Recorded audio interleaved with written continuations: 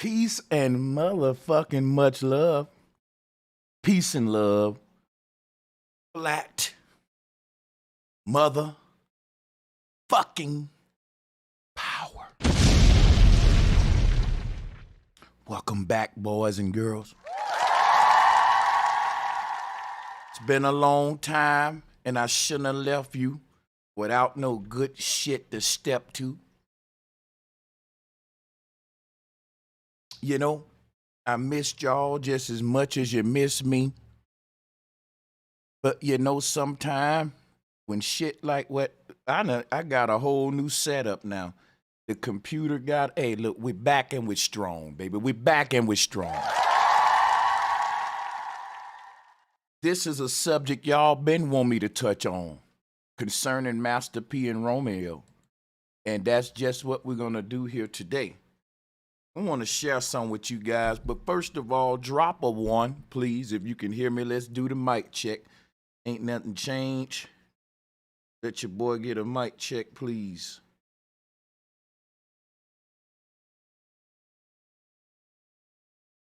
Let me get that mic check. We're going to watch a couple of videos about Master P, since that's the topic. And I had to talk about it because, man, are there a lot of things we can learn and talk about this, not just the Master P situation, but the music industry, folks.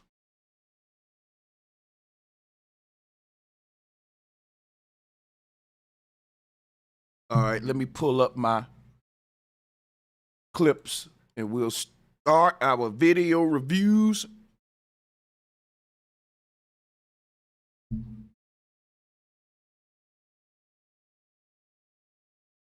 And we'll open up the tape. Welcome back to this hump day, and we're going to get it in. Don't look at this thing on a level that everyone else seemed to forget about. Okay? Right? That like button on your way in. Hit that like button on your way in. Now, let me start this off, right?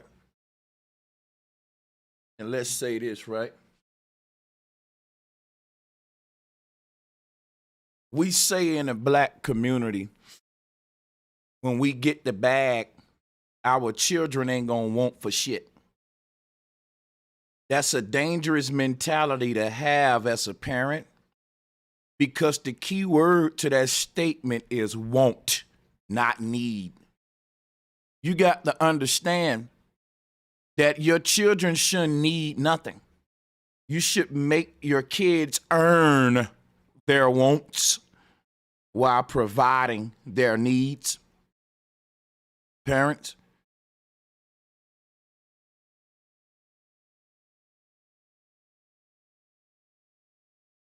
and people, I've been going through my wrenches, getting people up off the wrench thing who ain't really following the channel. And people who, like, some of y'all been here for a while and you've been donating and really showing support. And I don't think somebody that's just a day one should pop up and have a wrench when you guys earned a wrench. So I kind of took away a couple of wrenches from people on my main channel, and I'm going to be doing what's called a wrench reset. If you find yourself without a wrench, guess what? I love you, and I hope you still support the channel, and you can eventually earn that wrench. It ain't that I'm taking the wrenches. I just can't be giving them away like candy. Everybody in the chat can't be blue. And yeah, you have to earn the wrench. You holding a wrench and you know you didn't earn it. And you know that sometime a nigga be drunk and he just be giving them out, and you find yourself without that motherfucker, then don't get mad. Just let me, you earn it, all right?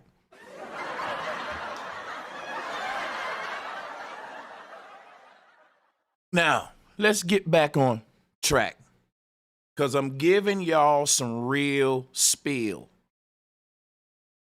We say in the black community, my children ain't gonna want for shit. No, that's very stupid. Your children should want for things. The feeling of wanting something, right, is what motivates a human to be a go-getter. Now, most of us had to be go-getters because we needed things. And that turns you into a desperate type of street dude that's going to go out there and take a bunch of life or death chances for this thing because you have needs, not wants. Some of us will take those chances for wants. As a parent, this is how you should raise your children, and I'm going to say it again. You should make your kids earn their wants while providing their needs. This should even be followed by rich kids' parents as well, and this is why we're going to talk about Master P today.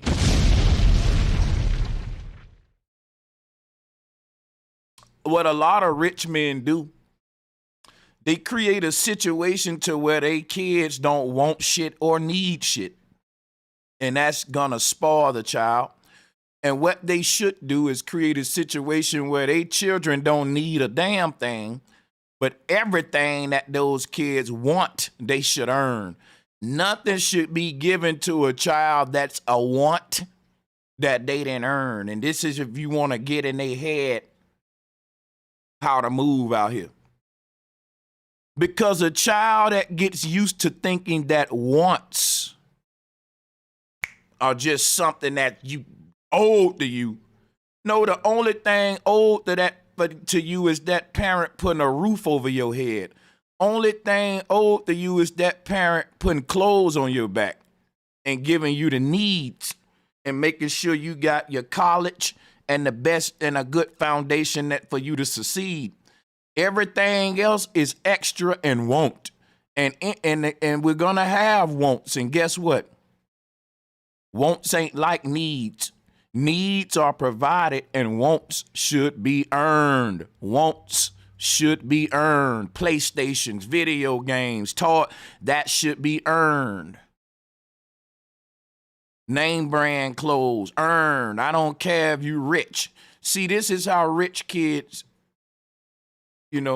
we say they're spoiled, right? We use the word. We say rich kids are spoiled, but you ever thought about what you saying? Spoiled. Like eggs, they're rotten. Ain't no hope for them, they're doomed. You wasted them. Now, what do we do with spoiled food? We throw it away. Now, what do rich parents do with their spoiled kids? You heard that shit here from me first, baby. And we just 15 minutes in, daddy. So you know it's gonna get real tonight. We gotta make up for the time lost. So hit the like, share, and donate buttons. And let's have a grown man, grown woman conversation. Let's talk about this, right? Because I'm starting off very simple on some parenting shit. But then I'm finna work my way into some industry kid shit and show you why we gotta ride with Romeo. Yep, I said it, ride with Romeo. I saw everybody taking Master P's side. And don't you know that the suicide rate among our youth is at an all-time high? And that is even higher with rich children in most cases. So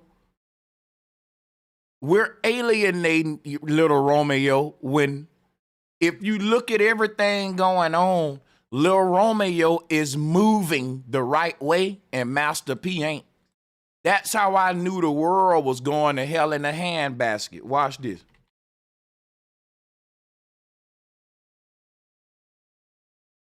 Master P did an interview on Nino Brown channel. Let me tell you something. I knew it was over then. I'm going to tell you something about Nino Brown. A lot of his content will have you distant with people, thinking everybody out to get you, not trusting your own family members and all that shit. I think that this dude, Nino Brown, is a big hypocrisy, me personally. He may have some positive statements and stuff, but dude, you name yourself after one of the most evil motherfuckers in black media. The Nino Brown character in New Jack City was a motherfucking cancer cell to our community. A nigga like Nino Brown in our community should be crucified at the spot. And we know that.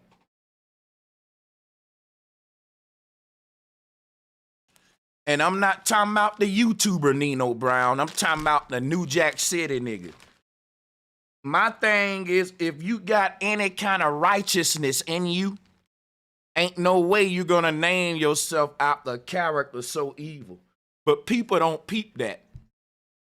People don't peep that. Nino Brown was getting fed grapes and stuff by the women. And that's what this brother do. He get the bucket of fruit, his grapes and shit. He eat them, he's animated. Grapes, all that shit. Black folks like character behavior. But now, when I saw Master P go on this show, I said, you know what? I don't see nobody interviewing Lil Romeo. He's the youth. And you got his daddy going around talking to everybody, and nobody care what Romeo got to say. And everybody is against Romeo, and they rhyme with, Now, if you look at all the music that Master P gave us coming up, he played his part in keeping his people down. He promoted heavy drug use. He promoted robbing, killing, and all the bullshit that got a lot of niggas in jail and strung out right now. We know that. Master P did that. If you understood, I'm going to give y'all some stuff because we got a lot to tackle today. Now, check this out, y'all. Lil Romeo is moving the way a man's supposed to move. Lil Romeo is saying everything my daddy do is for clout and attention. Him giving out toys on Christmas. Him talking about DJ Twitch. And when I look at Master P, it literally is for attention. How can't y'all see that? This man is beefing with his son, but he's around doing everything but trying to make that right.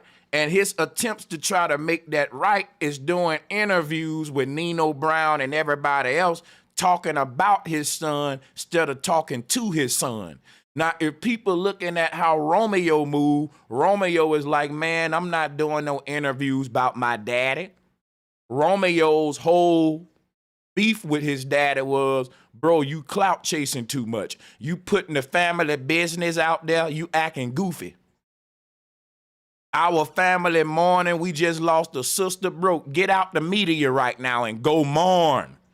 And guess what? Master P was like, my son can't tell me how to mourn.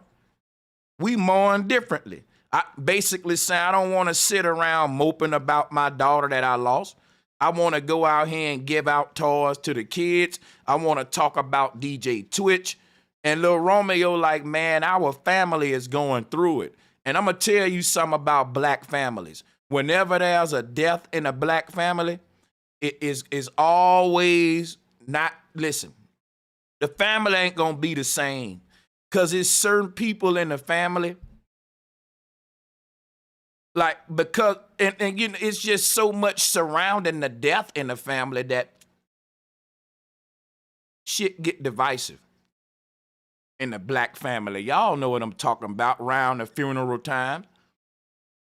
When there's a death, like Big Mama on Soul Food, with, you know, it's a lot of shit surrounding death in the family.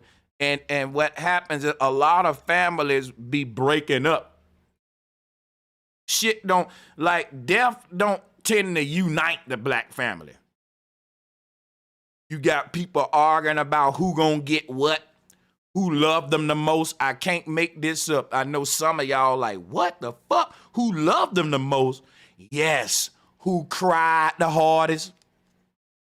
Stupid. I can't make this shit up, y'all. You ain't never did nothing for all that, man.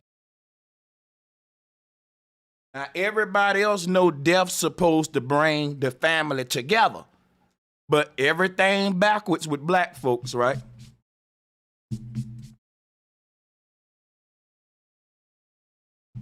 So now check this out, right?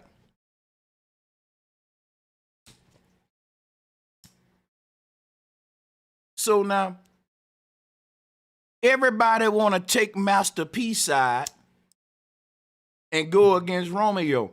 And I want to show you, hold on, because little Romeo put up this thing a paperwork about, I think, hold on, let me see. See, and we want to review all these, man. We want to review all of this stuff and catch everybody up.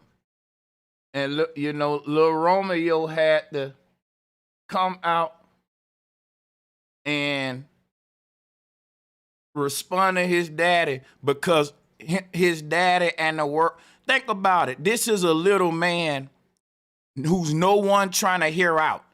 And one thing about being a rich kid, the world ain't trying to hear you. They think you're a spoiled brat. And you know why? Because all of us had it hard.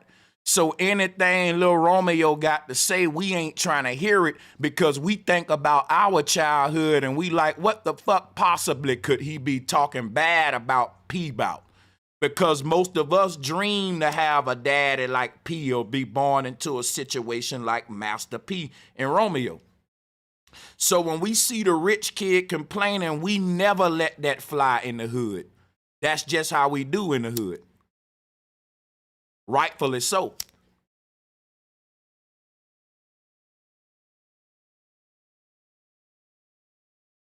In the hood, if you upper middle class and upper class and you in the hood hanging out, man, you better not be talking about what you going through around no hood niggas. Cause every nigga gonna stop and check your rich ass. Now tell me I'm lying. We don't let that fly in the hood. If we all at the basketball court and a white boy out there hooping with us and he know his money right and he from a good family and he out there talking about, you know, how hard he got it, niggas is gonna roast your ass. Boy, you don't shut your ass up with your rich ass, boy. You don't shut your pampered ass up, boy. We not letting you complain around us, nigga. And you fucking got a whole shop. Like, get the fuck out of here. We finna roast you for talking like that. And nigga, but this how it is where I'm from. Niggas gonna make you appreciate your rich family though. Niggas ain't just gonna roast you. Niggas gonna be like, bro, you got it good. Why the fuck you hanging out in the trap, nigga? Like you stupid. Now we gonna let him hang out cause the nigga got money and we gonna use him and shit. But we still gonna roast him and clown like a nigga sit there and just blow smoke on a nigga like, hey Brad, you stupid. And just fuck with him like that. Like nigga, why you sitting up in this bitch with us, nigga? And your folks got all that money. But now, let me make my point with that. Even though we right when we do that, we can't always do that in every situation. And why do I say that? Because if you look at Michael Jackson, here in a lot of cases in the music industry, these kids are abused, they're pimped out, and they are used by their family. Can't nobody tell me Michael Jackson won some kind of sacrifice from his family. And I'm telling you, hey, look here, man. Like, what's the actor name? The little short actor, Gary Coleman. When he started making all that money at a young age and his family was robbing him blind. Now drop a name in the chat room of a rich kid that y'all know was robbed blind by their parents.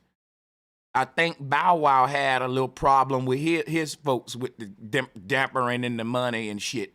You know, because you making millions at a young age, and that shit ain't in your name, nigga. And you know black folks pinch out they children shit. Come on now, y'all acting like Romeo making a claim that ain't legitimate from rich kids in the industry to where they parents do be fucking pinching out they damn piggy bank. And rich kids are greedy. What we saying in the black community is, nigga, if I'm Romeo, I don't care what my daddy take from me. That's what you saying because you from the hood and you broke. But that must be a loyalty issue to where a rich kid look around and say, well, damn, all these other rich kids' parents taken from them. I wonder, is my parent gonna do me like that? And a lot of these rich kids' parents be horning them out. Britney Spears, Orlando Brown, name them, man, the Olsen twins. Why we gonna act like this, like Romeo making a claim that's so far-fetched? And you're not hearing him out. So thank you to my chat room. We got hella names in the chat that you can pull up that's making the same claim similar to Romeo. And what you got, though, is a bunch of big celebrities clowning Romeo. Now, here's what I don't like about it. This is like every other man coming together to jump another man's son and that man letting you do it. That show you, to me, Master P ain't right for that. The only time Master P will allow Romeo to be chastised by strangers online is when his son is beefing with him, and that ain't right. That's not fucking right. What you think that's gonna do for Master P family when they see Master P all over the internet doing interviews like this and getting every man in this interview, Nino Brown was calling Romeo a devil. Did you hear me? Oh my God. In this interview, nigga, Nino Brown called little Romeo a devil and Master P didn't even check him. And folks taking Master P's side and don't see how fucked up it is what Master P doing. Master P using his celebrity and his influence to get back at Romeo. Because Master P know he can go on these big platforms and have everybody suck him off, take his side, and bash his own child, and he ain't gonna say nothing about it. And that ought to show you one thing right there, that Romeo might be right about how P is as a cold nigga. That's one trait as a father that I will look at and a red flag will go up and say, damn, nigga, if you would do your son like that, what about a stranger? Master P got an interview responding to this man about the rap snack chips, saying that wasn't nobody getting no money. That was just for promo. He was saying how, man, they didn't even want to put Romeo's face on that shit. I told them to put Romeo's face on it because that's my son. Bro, you exploited your son. Yes, you wanted to, like, come on, people can't see through the game. Rap Snacks wanted to put Master P face on it. P was like, no, I got my son. Why? Because P was trying to make his son marketable. You got to put value into your son to turn him into a cash cow. And ain't nothing wrong with what Master P doing. Joe Jackson did it with the Jackson 5. He invested time, money, all that into them to make their value go up. So that why? He can benefit off his sons as a father. To say that a father shouldn't be able to benefit off their son is wrong.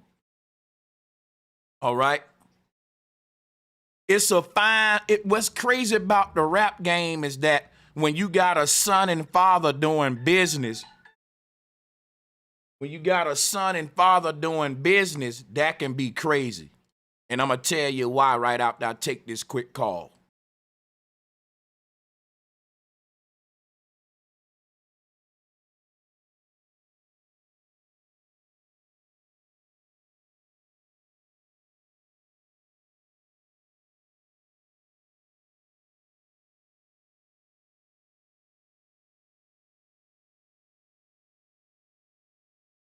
Yeah, so doing business with anybody in the music game is got a 50% chance to ruin whatever relationship you had previously. We see it all the time. Brothers was cool as hell coming up, but when they got in the game and the contracts and money came, then the division came.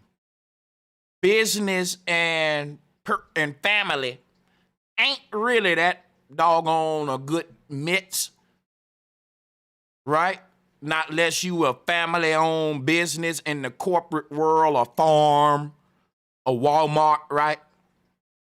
Something like that.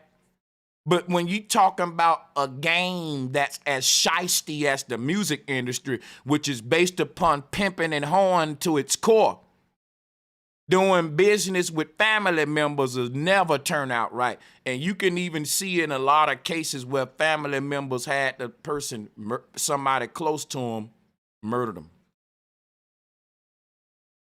Now, what Master P doing ain't right, because Master P going around trying to get sympathy from everybody and garner them up against Romeo. That right there, and what he's doing too is telling the whole family business, and that was something that Romeo was complaining about. Romeo was saying his daddy is just a clout chaser who put the family business out there too much. And in this interview, there was a lot of people that was like, this should be aired offline. And I want to really drop a bomb for the people who watched this and said, you know what? This should not be online. This is not right. This is a family affair. You letting everybody in your family business, P. You telling us about people names in your family we ain't even know about. And you getting us on your side, and that just not like, that's not a good deal, because think of how divisive that'll be in a family. Well, you got one member of the family airing out certain things on social media. Now, how we gonna look at him at the family reunion? When the family reunion come around, everybody gonna look at P like, man, you talk too much. You know, like, goddamn, nigga. I go through stuff with my family, but you guys don't know about it. Everything ain't for YouTube. As a family member, you're part of a secret society. If you don't know nothing about them folks' family, how you interact with and go about it with your family members gonna show how you would go about it with a stranger. Like a dude that's calling his mama a bitch, you know he ain't gonna treat his wife right, for example. So when I watched this video, it was hard to watch, and I was like feeling sorry for Romeo, because I was like, damn, man, folks just really clowning Romeo. They making memes out of him. In every chat room, they talking about spoiled ass rich children. Ain't nobody hearing his side out. You know what I'm saying? And when you really hear out what Romeo's saying, it is like Romeo is the bigger man. Because the way he moving on social media is, he ain't all over the place on everybody interview like that. He trying to stay back, deal with the family issues and shit like that. And that's what the argument was about. Like, damn, Pops, we going through a funeral and you want to be all on social media right now, talking about DJ Twitch and giving out stuff in the hood, the toys to the children. Like, mourn with your family right now. And if my son felt that way, I would say, son, well, if that's how you feel, that's what I'm gonna do. And I'll obey my son. Why? I just lost my daughter. Like Master P said, everybody don't mourn the same. Master P, what Romeo is saying is you're not mourning at all. You going on interviews making it all about you getting sympathy, you being a victim. And Romeo saying, man, I'm mourning my sister. I'm mourning your daughter. And you going out here crying about me telling you to mourn with me. Father. And Master P, he don't tell me how to mourn. And no, but he's telling you you're not mourning.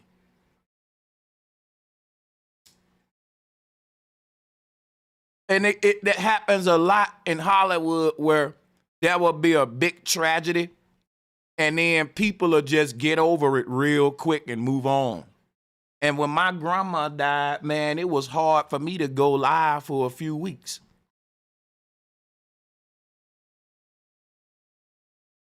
Like and like you said, everybody mourn differently, so you can't say nothing to Master P for that. But if my son is like, look, man, like I don't really want you on social media right now. We selfish, P. We want you to the family during this time of mourning. You think I'm gonna argue? Social media ain't that damn important to me.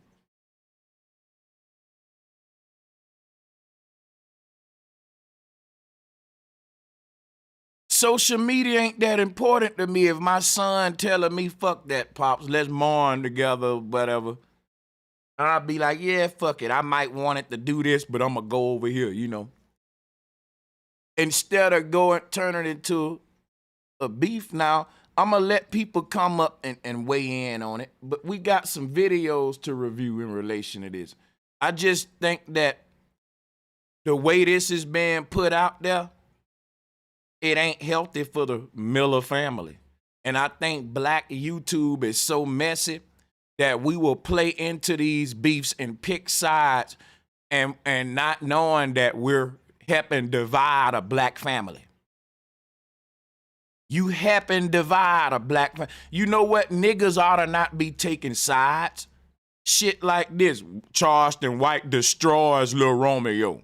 Like when Lil Romeo see all of these people destroying him on his father's behalf, that's gonna fucking fuel the anger. It's gonna fuel the division and the tension.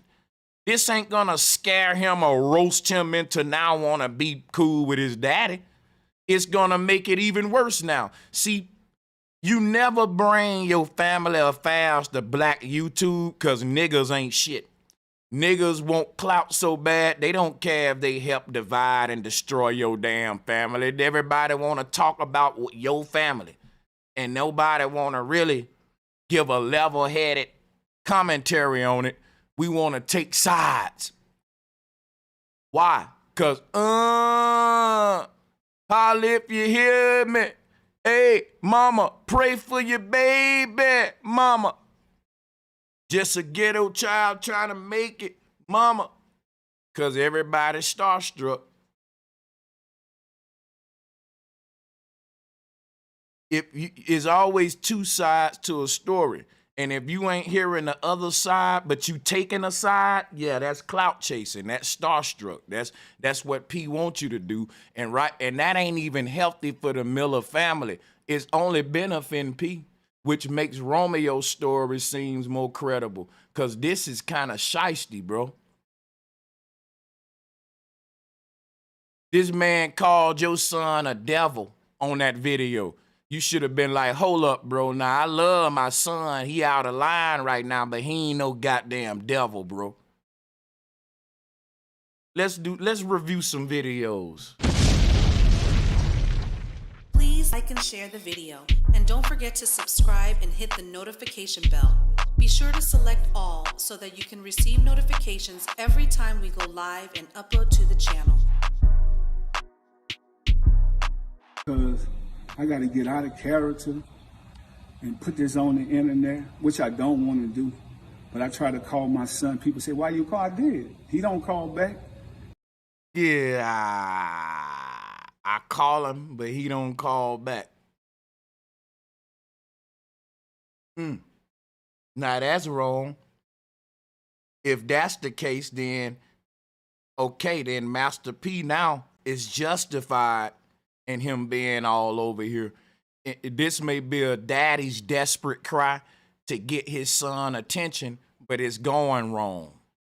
That could be the case too, versus him just trying to save face and clout chase and him be the victim. He could be a father being ignored and saying, okay, this is how I got to get my son attention, fine. It's been months. So my question is to Romeo, like, if you've been in the business for long as you've been in, and you're a 30-something-year-old man, and if you've been around me, watching me hustle and do my thing, why you not where you want to be at? Because that means you're not listening. I can see the truth in that too. We ain't gonna be one-sided here. That means you want to do your own thing. You done brought your own circle of people, but you can't get mad at me because I really thought this was about, the only reason I entertained this on social media, I thought it was about the DJ Twitch post I put up, and I thought it was about my daughter's death. I thought you was grieving. Mental illness is real. But I want to tell all the people out there that just don't understand how bad my heart hurt. Romeo lost a sister, but I lost a daughter. And for any parent that's going through this, because I know that it brings people closer together or it tear them apart. But it tears them apart, and that's what, unfortunately, that's what's happened to the, and I hate to see P going through this. It ain't just Master P and Romeo, it's the whole Miller family. You know what I'm saying? It's the whole Miller family. So, but I ain't gonna lie, yeah. But I come from nothing, y'all. And I could go back. I'm cool with it. I won't be angry at God. I won't be upset. I won't go get mad and be disrespectful to my parents and none of that stuff. I just say, Dad, thank you for putting me in this world. Now I can get out and hustle and go do my thing. But that's the problem. When you take kids and you kind of like protect them from the real struggle and the pain, and you don't allow them to deal with their own consequences. And then when they grow older, you never gave me nothing. At 30-something, man, people could go back and look, you've been shining for a long time, son. True that. All you got to do is pick up the phone and call me or come to the house and holler at me. This part is non-debatable. The fact that Romeo was in a situation that a lot of us would have battered ourselves and probably capitalized better from. This is a father saying some real shit about a son not listening. Now, I can see that. I can see that. I sure can. And that's a debate. Because, well, that ain't a debate. The reason why these rich kids don't listen, when I get that bag, my kids ain't gonna want for shit. See there? See there? See? P said, but you ain't listening. He ain't gotta listen. He got everything he want. The nigga in a Benz. You know how you make a rich kid listen? Buy him a Toyota Corolla.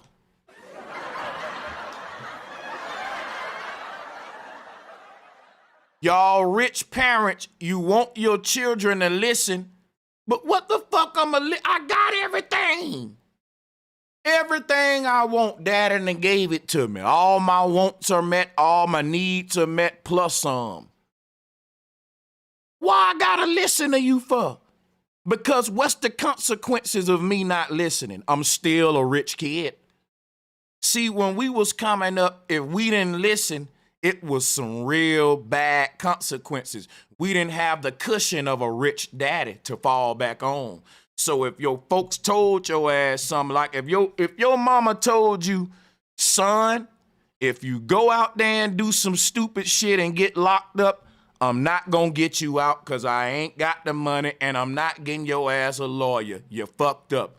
Guess what? That's different than a rich kid that know I can do whatever I want, man. My rich family got me. It's hard to make a rich kid listen, Master P. You ain't the only one going through that. Them Hollywood white kids are even worse than Romeo. But I'm telling you how you make a rich kid listen. All right, you buy them some goddamn faded glory jeans instead of the true religion. You know what? Instead of the Balenciagas, you're gonna get New Balance, all right? You want to know how you make a rich kid listen? Right? You get them a used car with a few dents on it. You know, get your rich ass kid a used car and make them have to fix that shit theyself. Well, Daddy, why you give me a used car with a broken transmission? Cuz I want to give you a problem to solve, motherfucker. You too goddamn privileged and it's gonna spoil you. I'm gonna give your ass a problem. Why you doing that, Daddy? Cause my first car wasn't no Bentley, little nigga. My first car was a used car that I had to take pride in and fix up and love on it. And I had to take my little check and buy parts on it and appreciate something that was used. And the rich kid saying, guess what? I didn't want the black Bentley. I wanted the green Bentley.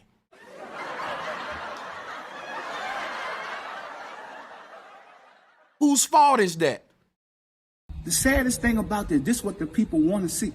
They want to see destruction. So if you destroy me, what are you going to do for the rest of the family? Are you going to take care?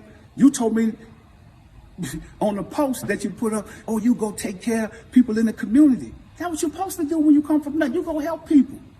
I'm just not helping ungrateful people. I'm not an ATM machine. People can't just say they love me when I give them something.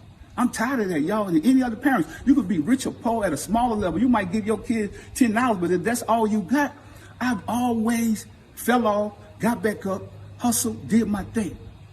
I'm tired of all these blog sites and all this stuff, poking and having fun. Y'all can, but I'm about to go back to work and do what I got to do.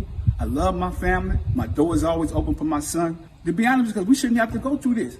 And if I'm wrong, forgive me. I'm apologizing to you if I'm wrong.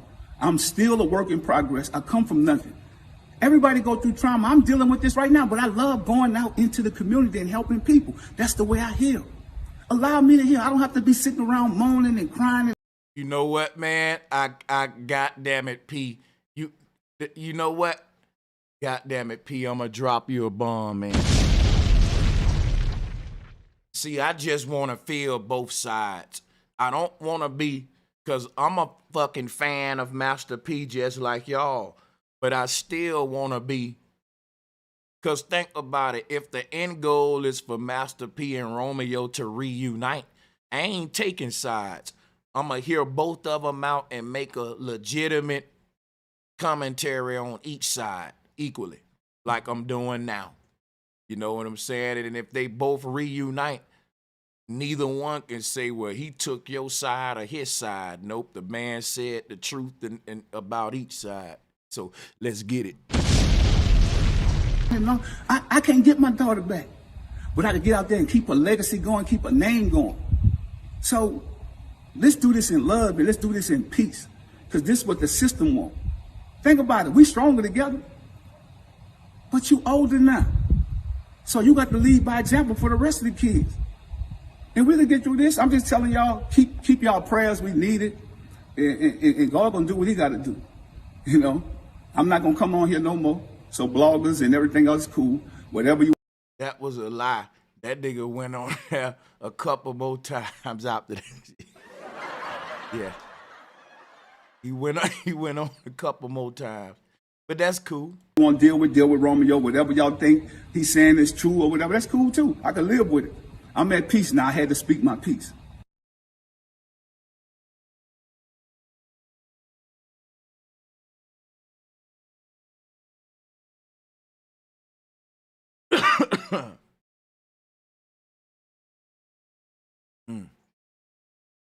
Y'all can read it.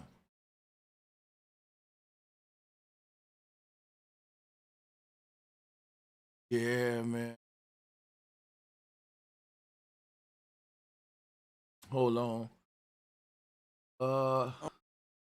I want to go to Slim just got out of jail, and he was like I said, he was kind of being used as like this thing to re-establish No Limit. And he knew that, so he felt like he should have been compensated better. He and Crazy were kind of being used as tools to relaunch the label. Now we're gonna do business. I'm gonna be like, okay, it's a contract. I'm gonna give it to my lawyer. We're gonna talk, blah blah. But Slim was from a different side of things. It was, like I say, he got more of a street perspective on everything. Is handshake.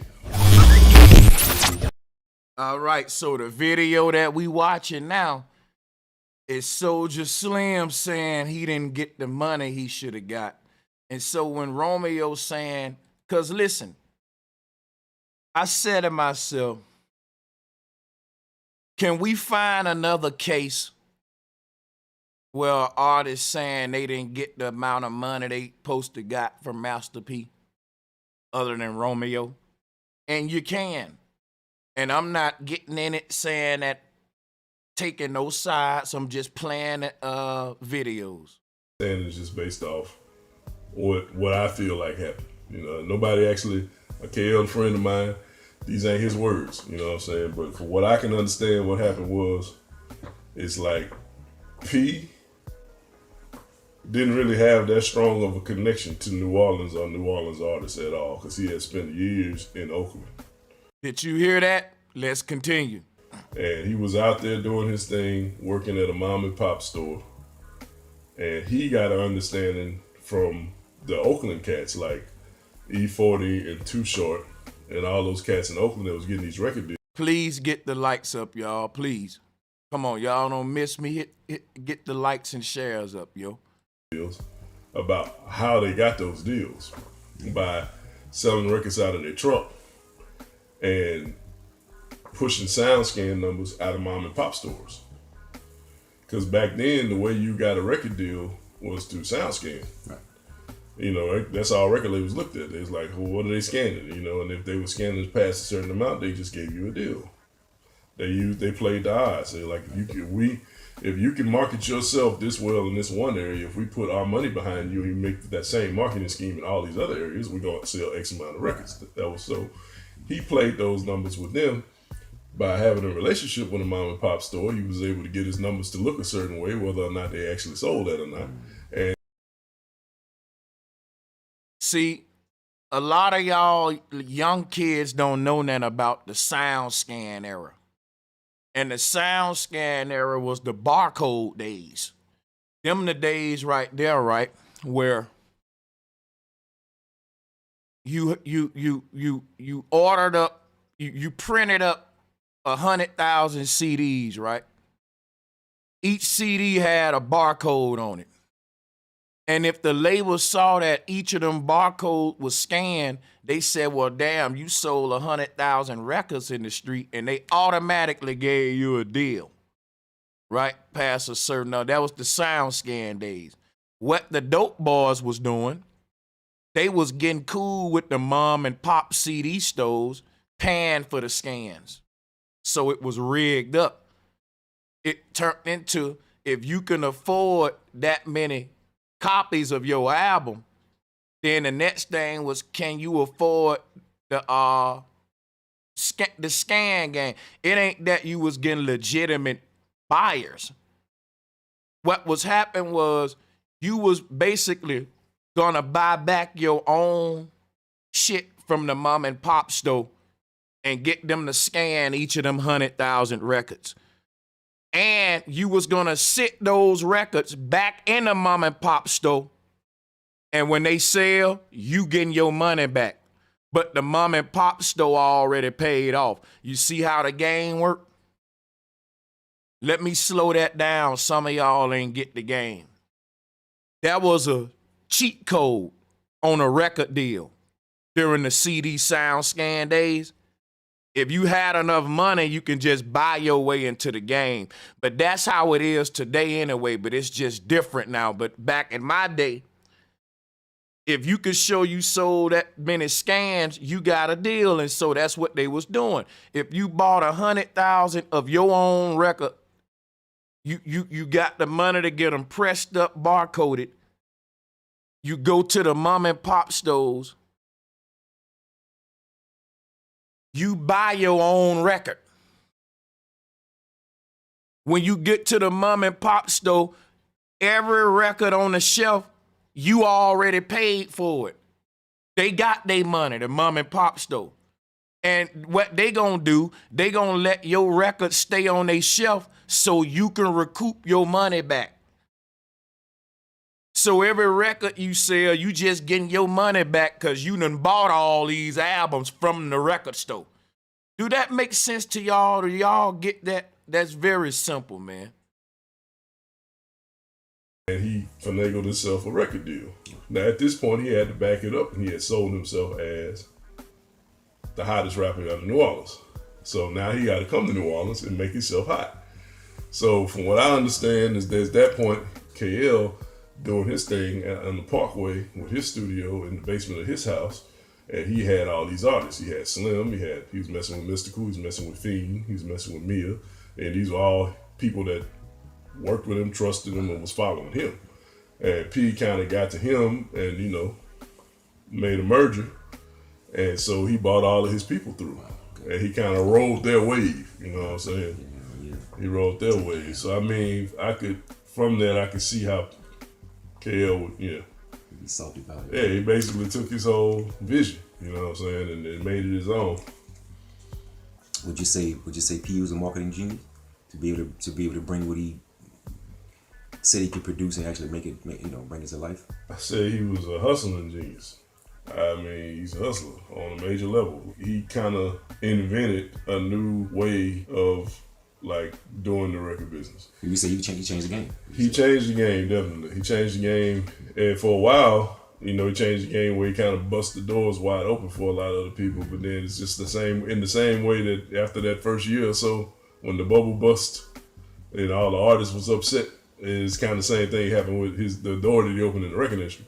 And when the bubble bust, it kind of slammed a lot of doors shut because it made the requirements for getting a record deal much tougher.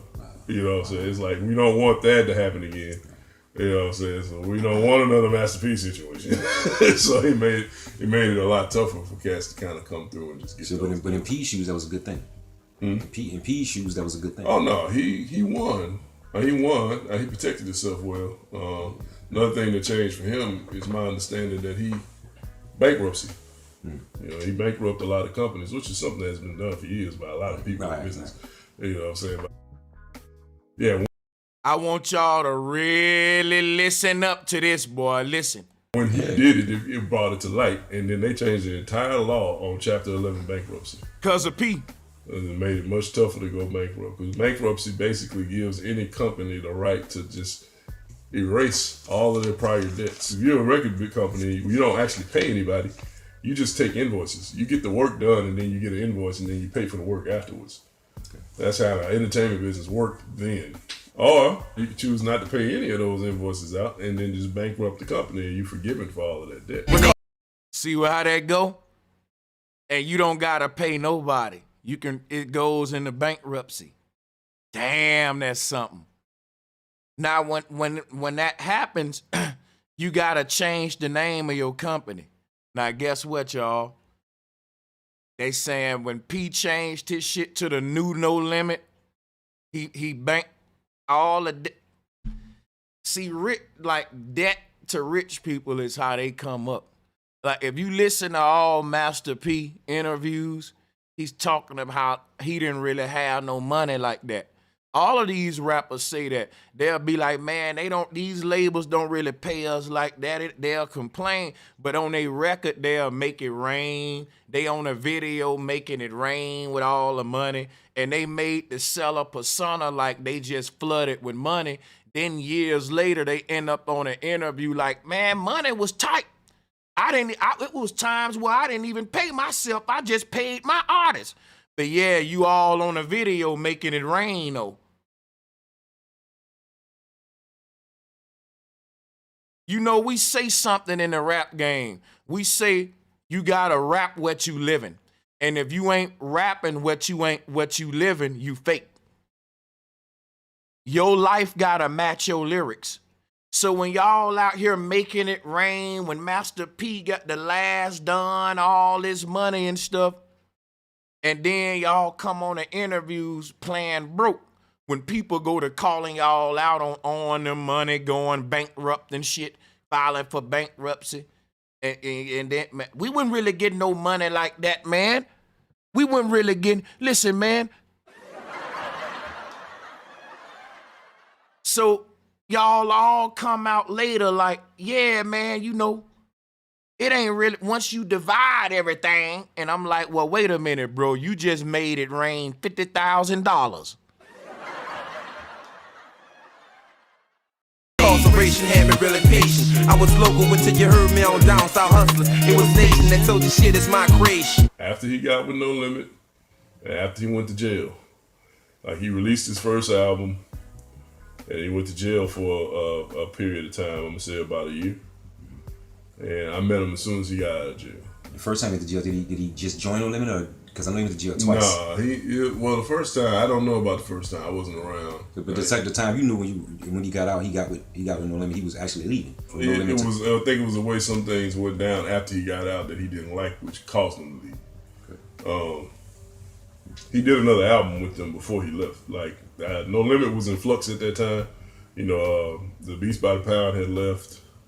There was a lot of question marks and IRS accounts frozen, and you know, all these different things going on, and bankruptcies, and a lot of things was in flux. So when he got out, rather than being released, being a No Limit artist and being released on No Limit, he and Crazy were kind of being used as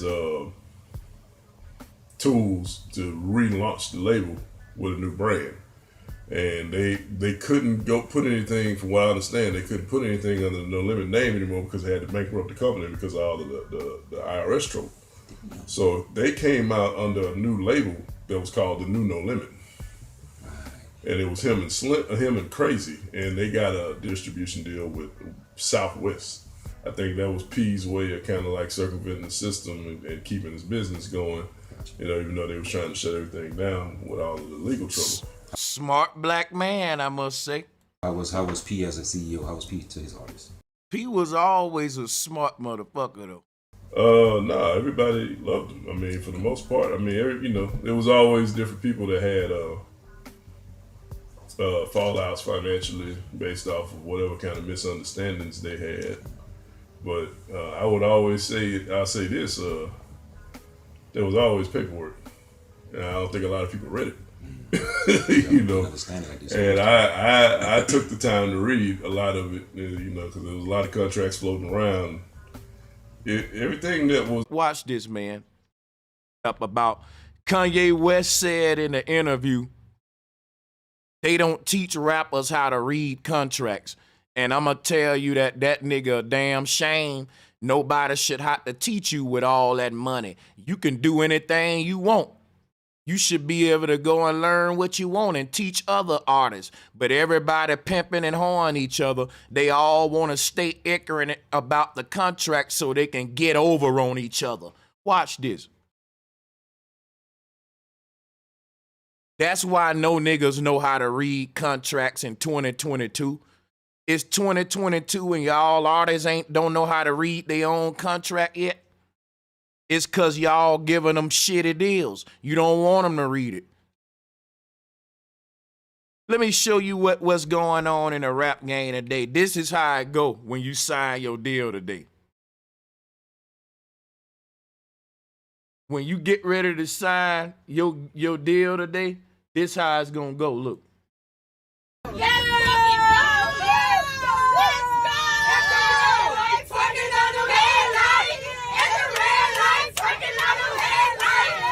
Now, guess what? You got to peep what you going to see in all of these.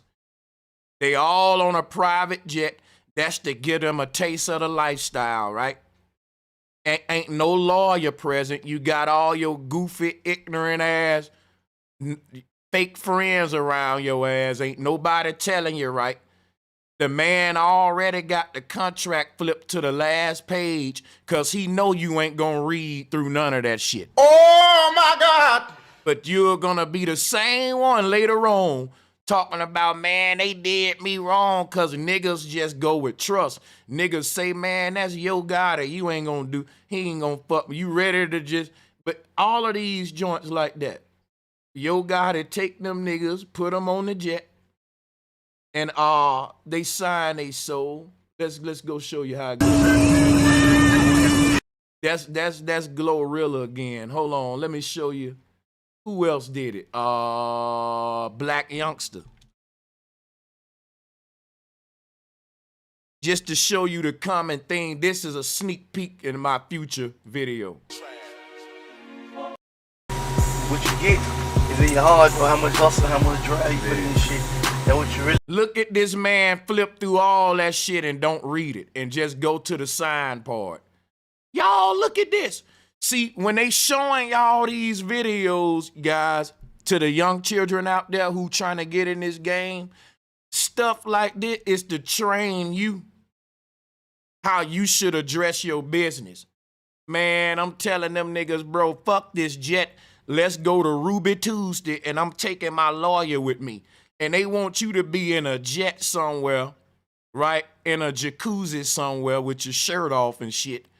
That nigga fly your ass way out to the Bahamas and put you on a beach and flip you to the last page and make your dumb ass sign your life away. This is a damn shame. Now, guess what? I can't wait to do my stream on this because I'm a roast and clown all this behavior. That's fuckery. When I was coming up in the rap game, nigga, we was talking about having a lawyer, nigga. We was talking about having enough money to where when you sit down with the folks, your lawyer can be doing that. Now the day that they scoot, how they got the game going now, this is foolishness, man. Look at what Black Youngster doing. Watch this. Now watch this doggone man just flip right to the damn sign part. Watch this epic shit. The right way, welcome to this lifestyle. Let them know that. And Yo Gotti smooth talking they ass into a grave. Paperwork. Niggas word buzzes mean more than anything, but you know, we're gonna have a independent professional too. At the end of the day, it's your shot, homie, you know what I mean? You get out what you put in this shit. Understand that. Look. What you get. Flip right to the back. Flip right to the back. It's in your heart, or how much hustle, how much drive you put in this shit. Man, look at this, y'all. I'm telling you, this is just motherfucking bananas. Stupid. This is just bananas, man. So badly that they didn't even care. They just was like, hey, you know, a lot of people signed a lot of contracts and got with them and thought everything was good. And then when that first physical year came around and they started seeing the returns, everybody was like, oh man, this is what I signed. Like, yeah, you kind of did. Let's speak about the transition from No Limit to Cutthroat. You need more niggas like this dude in the game. See, you talking about yeah, I'm gonna put the link out there for the Roundtable for everybody in a minute. But I gotta go through some of these reviews because, folks, we in trouble, man. This is one of the most important moments of your life. You supposed to have a nigga with a briefcase. Man, this is I can't wait to do that stream. But check this out. But yeah, Soldier Slim came and basically saved No Limit. He complaining about not getting money. This is tying into Romeo saying it like Master P was saying, when nobody get money. We basically did the rap snacks for some promo shit. This is gonna put value into your brand, and that is true though.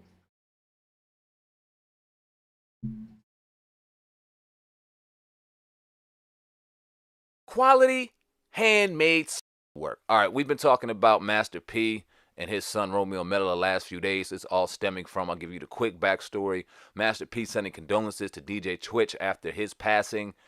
Romeo Miller taking exception to that, basically saying you want to give love to people you don't even know but weren't there for your people who needed you when they were going through their situation. That song, Slow Roll It. I like her like that. She working her back. She don't know how to act slow motion for me. That was Soldier Slim song. He gave that to Juvie. Most people don't know that. situation, speaking on his sister, Master P's daughter, who unfortunately passed away a few months prior. So Master P said this in response to Romeo Miller, because all of this was being played out on social media, this father-son spat, this father-son feud, hoping it didn't go any further, but unfortunately it has. And here's what Master P had to say to Romeo Miller. You can read along with me. He said, this new generation of kids need to stop blaming their parents for everything. How do These new generation of kids need to stop blaming, period. That's facts. We about to open it up, y'all. Hold up. Receiving compensation for his work with the company. 18th, Romeo accused him of withholding earnings from the potato chip brand Rap Snacks, in which he's a limited partner for well over a decade. According to the younger Miller, he's only now receiving compensation for his work with the company, having been misled by Master P, who he also accused of trying to gaslight and break him. I would like to thank James and Taylor of Rap Snacks for seeking the truth and doing proper business. This year, I will get my first Rap Snacks check and finally start receiving my earnings from my bags. I was told as a kid that we owned Rap Snacks and that my payday would come after we put in work and sold the company. Silly me. I promoted a company for free for 15 plus years based on the word of my pops, without being allowed to see any contracts or even meet with the team, and I stayed loyal, but I'm entitled and ungrateful now? Only addressing this here because my father is trying to gaslight and break me instead of taking accountability of his mistakes, greed, and this is just the tip of the iceberg. Highlighting his long-running partnership with Rap Snacks, Romeo also shared a throwback video of him promoting the brand on BETs and images of some of his potato chip collaborations from over the years. Elsewhere in his message, the former child star clarified that he still has love for his father, but can no longer follow someone who he claims has been blinded by greed and ego. Where can you get these chips? In the stores? Well, yeah, you can go to like certain stores. Okay. Like retail stores, it don't matter. Y'all have to request the Rap Snacks by Romeo at the store. I see them in Philly, Baltimore, DC, LA. That's it? They're nice. We gotta get those. None of y'all love my father more than me. I know my sister's passing was a warning, and just like Moses in the Bible, the man that leads the people out isn't always allowed to the promised land because of his own ego. Don't have to be perfect, but I can't follow someone who's been blinded. I reached out behind closed doors and got burnt repeatedly. He's an adult and has to do the honest work as well. Like I told him, I have to love from a distance until then. I have a family now too, and it's critical I protect my peace. No more suffering in silence, the rise of the phoenix. War between the father and son duo ensued via a series of Instagram posts and comments. Master P issued somewhat of an apology to Romeo in what he says is his final post on the matter. Okay, yeah, I saw this and I ain't gonna keep playing it back. So that's the whole claim. I just wanted to be thorough on what Romeo was saying about Rap Snacks deal. He was the face of it. It made sense to make a child the face of a snack. That's more friendly. Like, it's kind of like you marketing it to children too, which is a bigger audience. So I did see the hustle in that. Especially when you using a cartoon logo of the rapper on it. Come on, we gotta put this together. We know. But I can't really just say how much. I don't know how much Romeo was owed and how much he got. So I'm not getting into the whole Pete and Pam what he supposed to got thing. I played another video of Soulja Slim making that claim. That claim was made by a lot of Cash Money artists with Birdman. You're acting like these guys are making a claim that's ain't like everybody get fucked over in the game.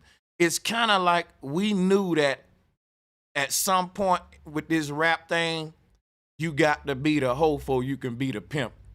That's your rights of initiation, to let somebody own all of your masters. And then guess what? They gonna give you your own label. Guess what they telling you? That's your own label, and now you can sign your own artists and you can own all they masters. Then they gonna own all they artists masters. Ain't nobody owning their own masters.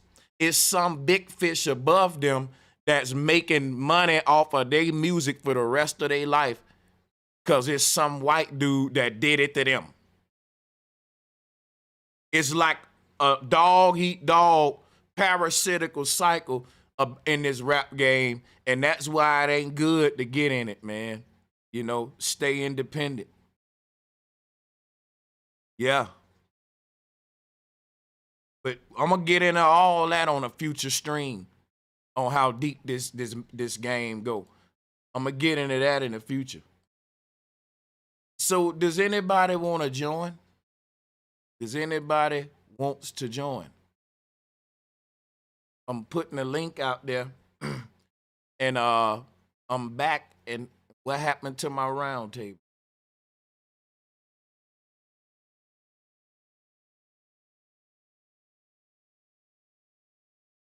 Okay. Because make sure.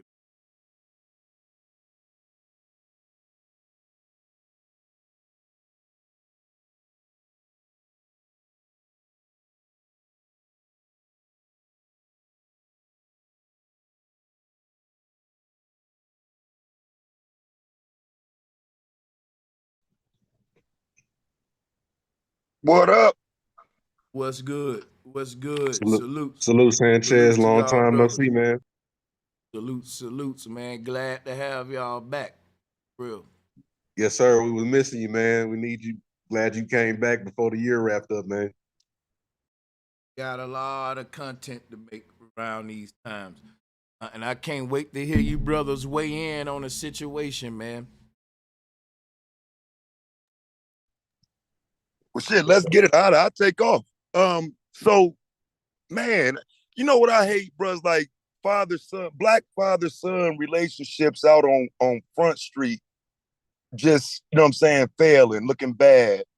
I just wish they wouldn't have did this shit. Like you say, we don't know their contract. We ain't seen it. But like you would think though, man, a father who telling his son that he gonna get his money and shit when he get old enough that he gonna break bread with him and that it wouldn't get here. And so I hate that shit, bro. I don't know what would drive them both to even get it this far to where they couldn't squash it and keep it off the internet. But that's bad, bro. And that, you know what I'm saying? I just don't like that shit, man. We already got a bad image as far as the societal understanding of a black father goes. We don't need that type of imagery. And then on the Yo Gotti shit, now I did kind of disagree a little bit with the black youngster thing. And I only disagree because of this. He's still there. And I don't think that we know for sure if he looked at it. You know what I'm saying? I do agree that most of these motherfuckers probably just flip through, but I don't know if we can say it just based on them videos. That shit might have just been for show or anything. You know what I mean? So that would be my only pushback for that, is that we can't really say for sure if he read the motherfucker or not. I do agree that most motherfuckers obviously ain't reading them based on what they end up saying, but he doesn't seem to be saying that right now. And so until he says it, I don't know if we can assume he didn't know what he was signing. I think that there's a 80% chance that I'm totally right that these niggas is not reading these contracts, because I'm gonna tell you why. That'll be some niggas will definitely show. Why? Cause it'll make, like, me reading my contract with a lawyer makes me look intelligent. It makes me look like, yeah, dude, ain't no nigga getting over on me. Now, guess what? Me just flipping to the back, signing it, a lot of niggas who really business minded gonna say, oh, goofy, that's goofy. Now, is one or two things happening. I'm making myself look bad by doing that, and I'm showing setting a bad example on the proper setting for this kind of business arrangement. These shouldn't be on private jets and jacuzzis. You know, a nigga gonna get your ass. Like I said, that's I'm gonna make a whole series of skits about Yo Gotti, right? Well, I'm gonna exaggerate that shit. I'm gonna have them in the private jet. You know, I'm gonna have them up in the ISS and shit, signing the contract. Right? I'm gonna have Gotti like, look, so we brought you to the moon, right? To sign niggas. Yeah, I'm just fucking with you though. Yeah, it just But exaggerate. Sanchez, I think I don't even really disagree with everything you said afterward, but I did the first part of it, bro. You know, these niggas ain't leading with intelligence. They don't lead being intellectual. So you know what I'm saying? It's, the street part of it is what they care about more than sitting there with your glasses on, you know, reading through the contract with your lawyer. Even though that would be the intelligent thing to do, we know they ain't leading with intelligence. I agree with you, but and with the whole staging of that thing, they also kind of stage in a way to where if I want to come in here with my lawyer and read through the contract and take my time, it's kind of staged in a way to where that look disrespectful to the nigga that's offering you the deal to want to look out. And let me tell you something. I got a whole interview where the artist confirmed that they intimidate you if you talking about a lawyer ass nigga and want to read over shit. They look down on that in the rap game. So that's showing you that they creating a culture of let me fuck you over without you knowing, bro. That's the no Vaseline, right?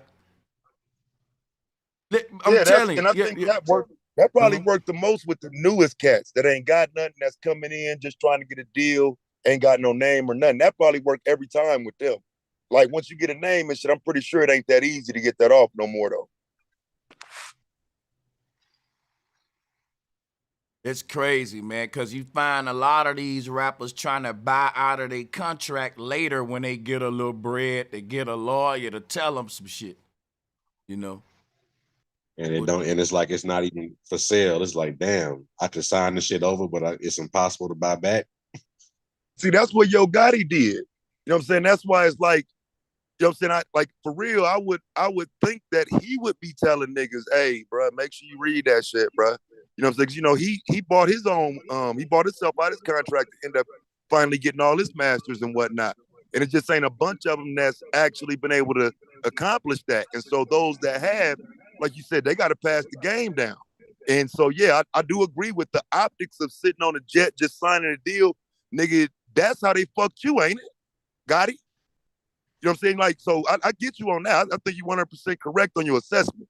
But I don't know if we can assume that a Yo Gotti artist, again, considering that he's the one that did that shit. One of the few. Look, watch this, right? I got a video of Yo Gotti signing one of his artists, and they doing the same shit. He just went back to the last page. When he signed his name, Yo Gotti got behind that nigga, and let me screen share something with y'all. Let me show you something. Put some jewelry on his neck And put that chain around that nigga neck. Watch this.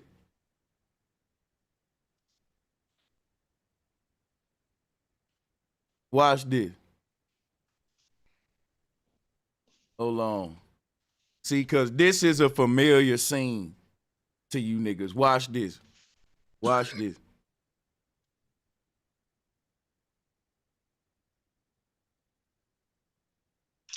I'm finna just show y'all some symbolism.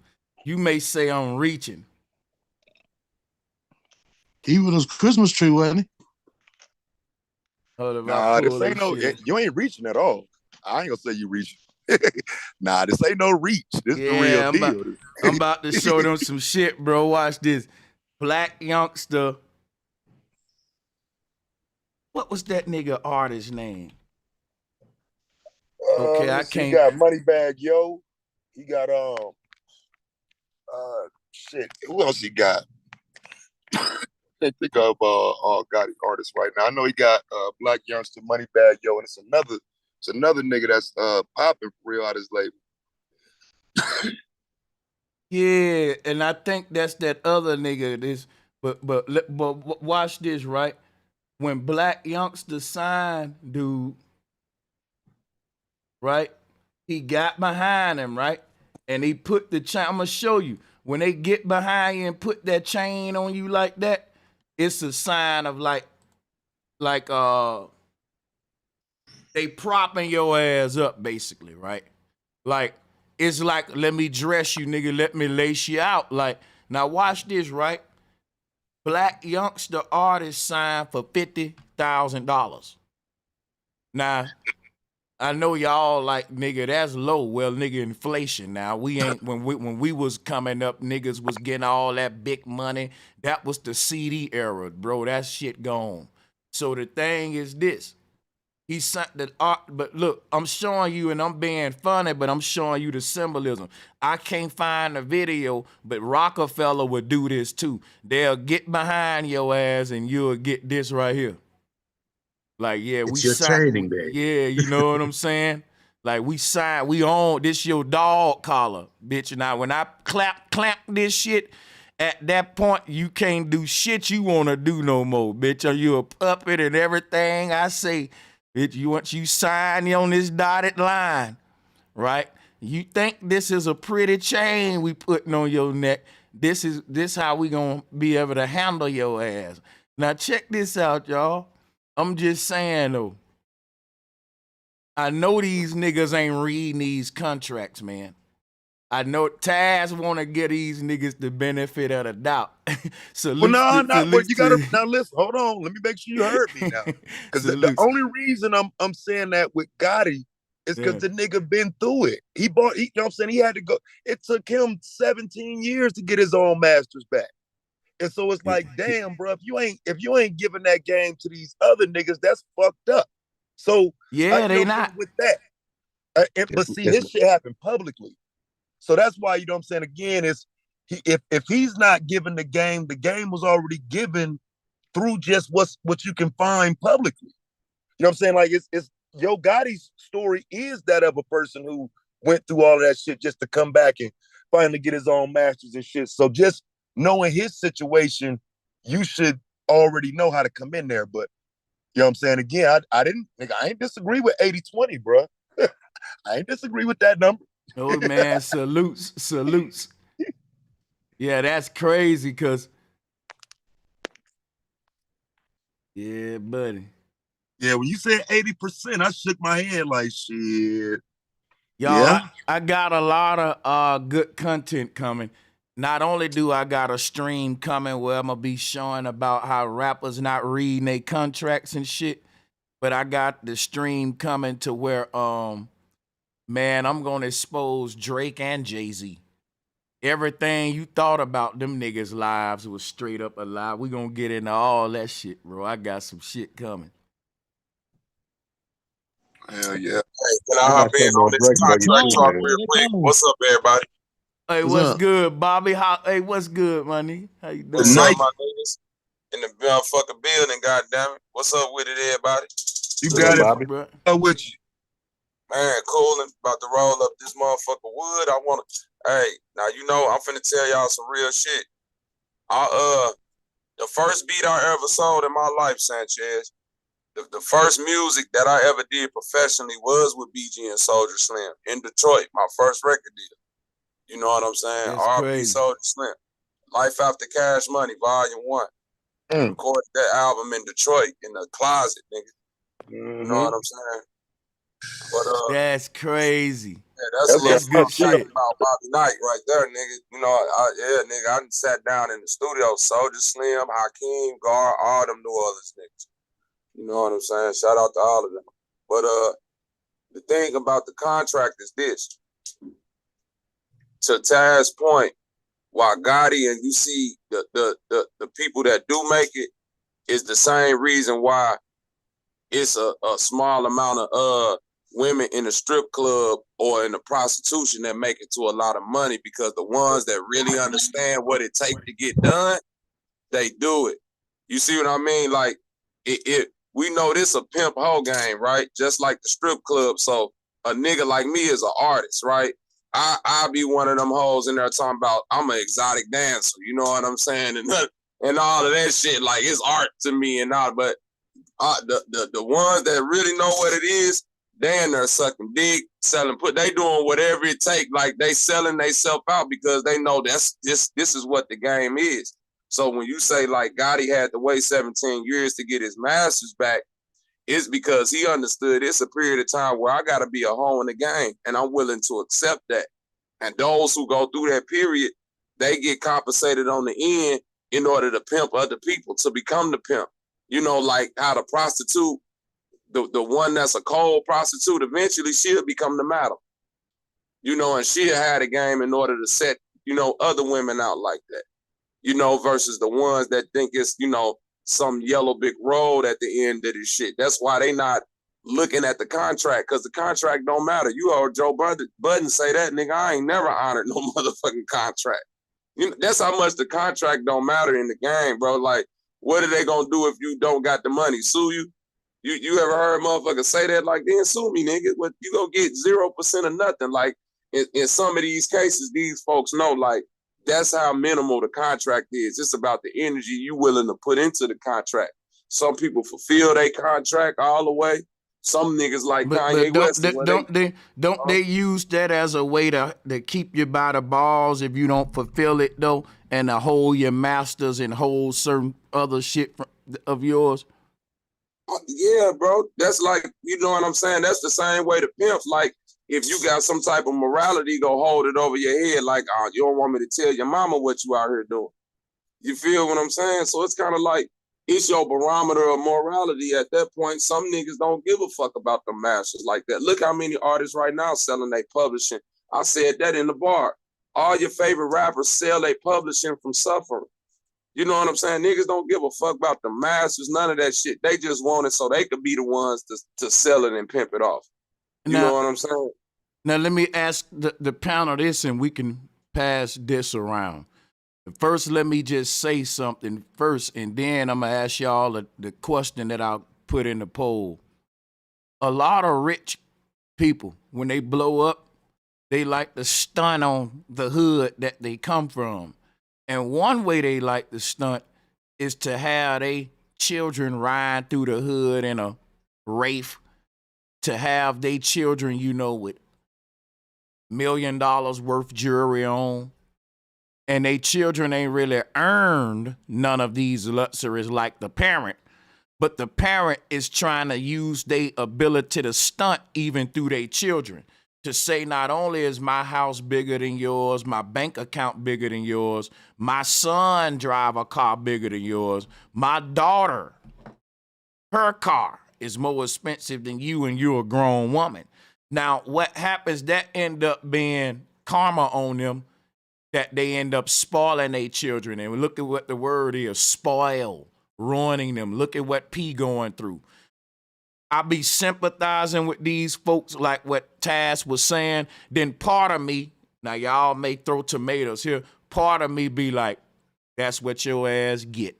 You wanted to stunt, right? You the one, you ruin your child to in your efforts to, you know, stunt. We like I said, we say stuff, and this go back to the question.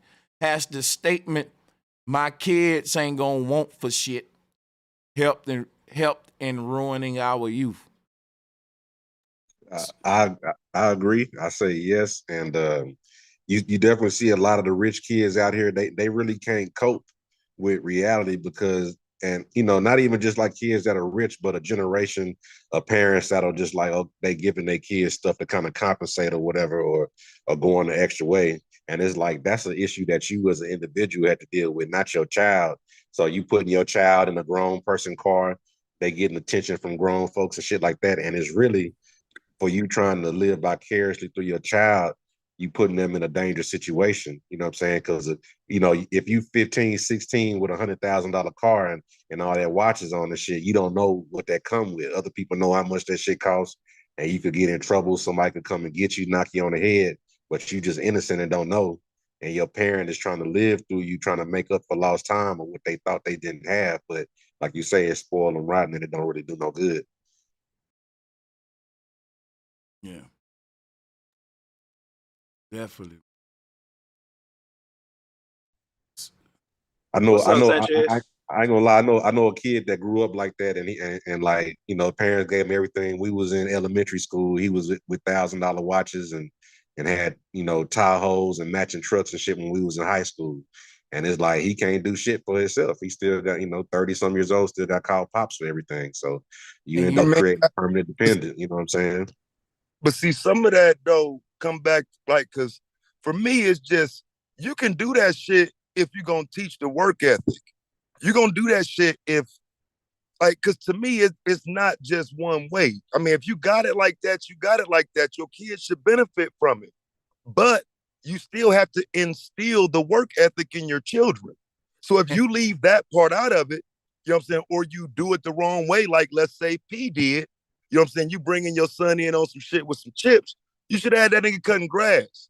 You know what I'm saying? Some shit that's actually physical, where a person knows you have to physically work to obtain shit most of the time. Okay, we're decent off because of what I did to get here, but this is how the real world works. Most people work. And I think that starts young. I don't think you can just pop up at 16 and be like, you know, it's hard out here for most. You know, that's something you got to instill on the way up. And Big so fact. I don't, you know what I'm saying? I think you can have your fucking son driving around in a Wraith, nigga. Like, you know what I'm saying? But he got to know that's earned though. Yeah, so my thing is this though, right? It's something that you gotta teach a child called appreciation, right? Now, when you were a child, like for example, when a lot of these rich folks with children, they didn't drive around in Wraiths and all that stuff, right? But they would give their children a lifestyle that they didn't have and wonder why their children didn't turn out the way they turned out. In P's case, it's because you had challenges in life. My thing is a child driving around in a Wraith. If you now take that child and say, look, I'm going to put you in a Maxima, you got a damn teenager looking at you saying, I want the Wraith. Why? Because you've already gave them a taste of this luxury life that you didn't have as a child. Like P said, if I lost everything, right, I can go back to the hood and I can be fine. I can start from scratch. A lot of these rich kids will kill themselves. They wouldn't even know how to start from scratch. They started in a Wraith already. They started in a platinum chain already. So take all that away from them, the rich kid, and tell them, go get that on your own. They wouldn't even know where to start, and that's what P saying. P even saying, like, the lifestyle I created for my son is actually he regretting it. He's saying because it's making him unappreciative, not having a grind, and it's like what you think was gonna happen. You started that little nigga off in a Wraith, basically. Like certain shit of high quality and luxury have to be earned and appreciated. For example, like if your first car was a used car that you had to fix up and you appreciated that used car, you took care of it. Then you work your way up to the Wraith. If you lost that Wraith, your heart wouldn't be hurt. You can go back to your Maxim and your used car. These rich kids won't even know how to get back in society. And won't even know how to even get that shit back from the mud. Because you ruin them that's why the word is spoil, like fruit. That's why we say that word. It really makes them into brats. First car too. Yeah. We remember his first car from Cribs too. We all remember that fucked everybody up when we was at school and we seen that he got the little Mercedes with the GameCube and all that shit in the car. That had all of us fucked up at school, man. Real talk. I can speak from experience. Like, you know, I had my son young and I was getting a little money or whatever. And when I wanted to live that life and give him everything I never had, what I made was an overbearing, like, excuse my friend, but I used to call him like an overbearing white boy. I used to be like, bro, you know what I'm saying? When I cut the wheel dry, he started acting out on me. So I done seen it in experience, man, like giving them kids everything that you never had, man, that shit fucks them up in the long run. Like the brother said earlier, I got a friend that I went to high school with, and he is the exact same way. His mother and father own 2-3 businesses, and he's just an alcoholic that still live in that fucking house, and he's going on 40 years old, and he's still waiting on mom and daddy to handle something. Hey, can y'all hear me? Yeah, I hear you. Okay. All right. What's up, panel? What's up, everybody? You should have said nope. Nope, we can't hear you, bro. I hear you. Now, this is my first time, you know, jumping on the panel. So I didn't think nobody heard me. Yeah, this is like my second time getting on here, so yeah. If you got it, fam, you got the flow. Take off. I mean, because for real, like, you know, some of us just talk too fucking much, bro. I know I do. So, you know what I'm saying? Like, I'm trying to listen, bro. I agree with some of the points, y'all was making. Some of these brothers have been raised up because I had a few friends that, they were privileged children. And right now, they've been privileged their whole life. And as an adult, like y'all said, they can't even, they've been handed everything. So they don't even know how to really, function in society without the people that was looking out for them. And right now, some of them like crackheads and winos, when I go back home and I see that shit, I'm like, dang, that shit's sad. And then, as we was coming up, we was wishing we was in the position that they was in. They was trying to be in the fucking streets like us. That shit was crazy. Excuse my friends. Well, I spoiled my son, and I'm spoiled too, and I'm still grown. I'm 44. Yeah, that's what I say, man. There's got to be some work ethic instilled, man. Long as you do your part on, I mean, instilling that work ethic, and they know ain't shit given out here, fam. Like, I think you're supposed to do the most for your child. Anything you can do, bro. Like, for real, I want my son to ride clean. You know what I'm saying? So the best car I'm gonna get that nigga I can. You know what I'm saying? I'm gonna get that shit. Like, fuck that. You know what I mean? You know who's a great example though of do that? Dame Dash, brother Dame Dash. Like when you see his kids, they're well grounded and they got, you know what I'm saying, business and shit like that. And they got everything that he never had, but he showed them the grind. Like, you know what I'm saying? They got cookies, they got clothing lines, they got all type of shit. So Dame Dash is a brother we can salute. And that, you know what I'm saying, gave them everything, but showed them the other way. Like, hey, listen, I'm doing this for your future, for our kids. And those kids seem real well grounded. I like Dame Dash kids, so salute him. Okay, so since we throwing them out there, let me throw one out there because I just saw this yesterday, right? Now I'm glad you did this stream too, Sanchez. Salute to you for this shit. We won't get enough of these conversations. My nigga, I ain't never known there was no Lil Meech, bro, running around with a big ass BMF chain on, fam. I don't be all into that type shit. Like Lil Meech with the BMF chain, representing what his father did, bro, out here on the streets on this BMF shit. What the fuck is going on with that shit? He got that off of movies and acting money though, so you know that's kind of different with him. I don't think he's selling drugs or nothing like that. He capitalizing off of his father's bad legacy. Yeah, that's the image. That's the image, and that's a scary image to be trying to keep up if you didn't grow up like that. Well, if you let him tell it, right? He was exposed to it through his pops. You know, the Menace to Society story to where Samuel Jackson had that nigga Kane, motherfucker. Yeah, that story. That one there, man. That's what it kind of given. Yeah. But see, what I saw was he got arrested at the airport. I guess he got arrested at the airport, and it was like they were doing a cap video, like, I got arrested at the airport, but I'm back right here on the private jet. You know what I'm saying? Like, fuck the police type shit. You know what I'm saying? There wasn't no positive type shit. You know what I'm saying? It was, nigga, I'm Lil Meech with the BMF chain. Nigga, I'm right here. Nigga, I ain't locked up. Hey, because guess what? That nigga inherit, because we all know now, niggas like Lil Meech, he's inheriting more than just money and assets and shit. Like, he inherited his pop's goons and shit too. You know, he inherited them, all that. Yeah. But if you look at, go ahead, bro.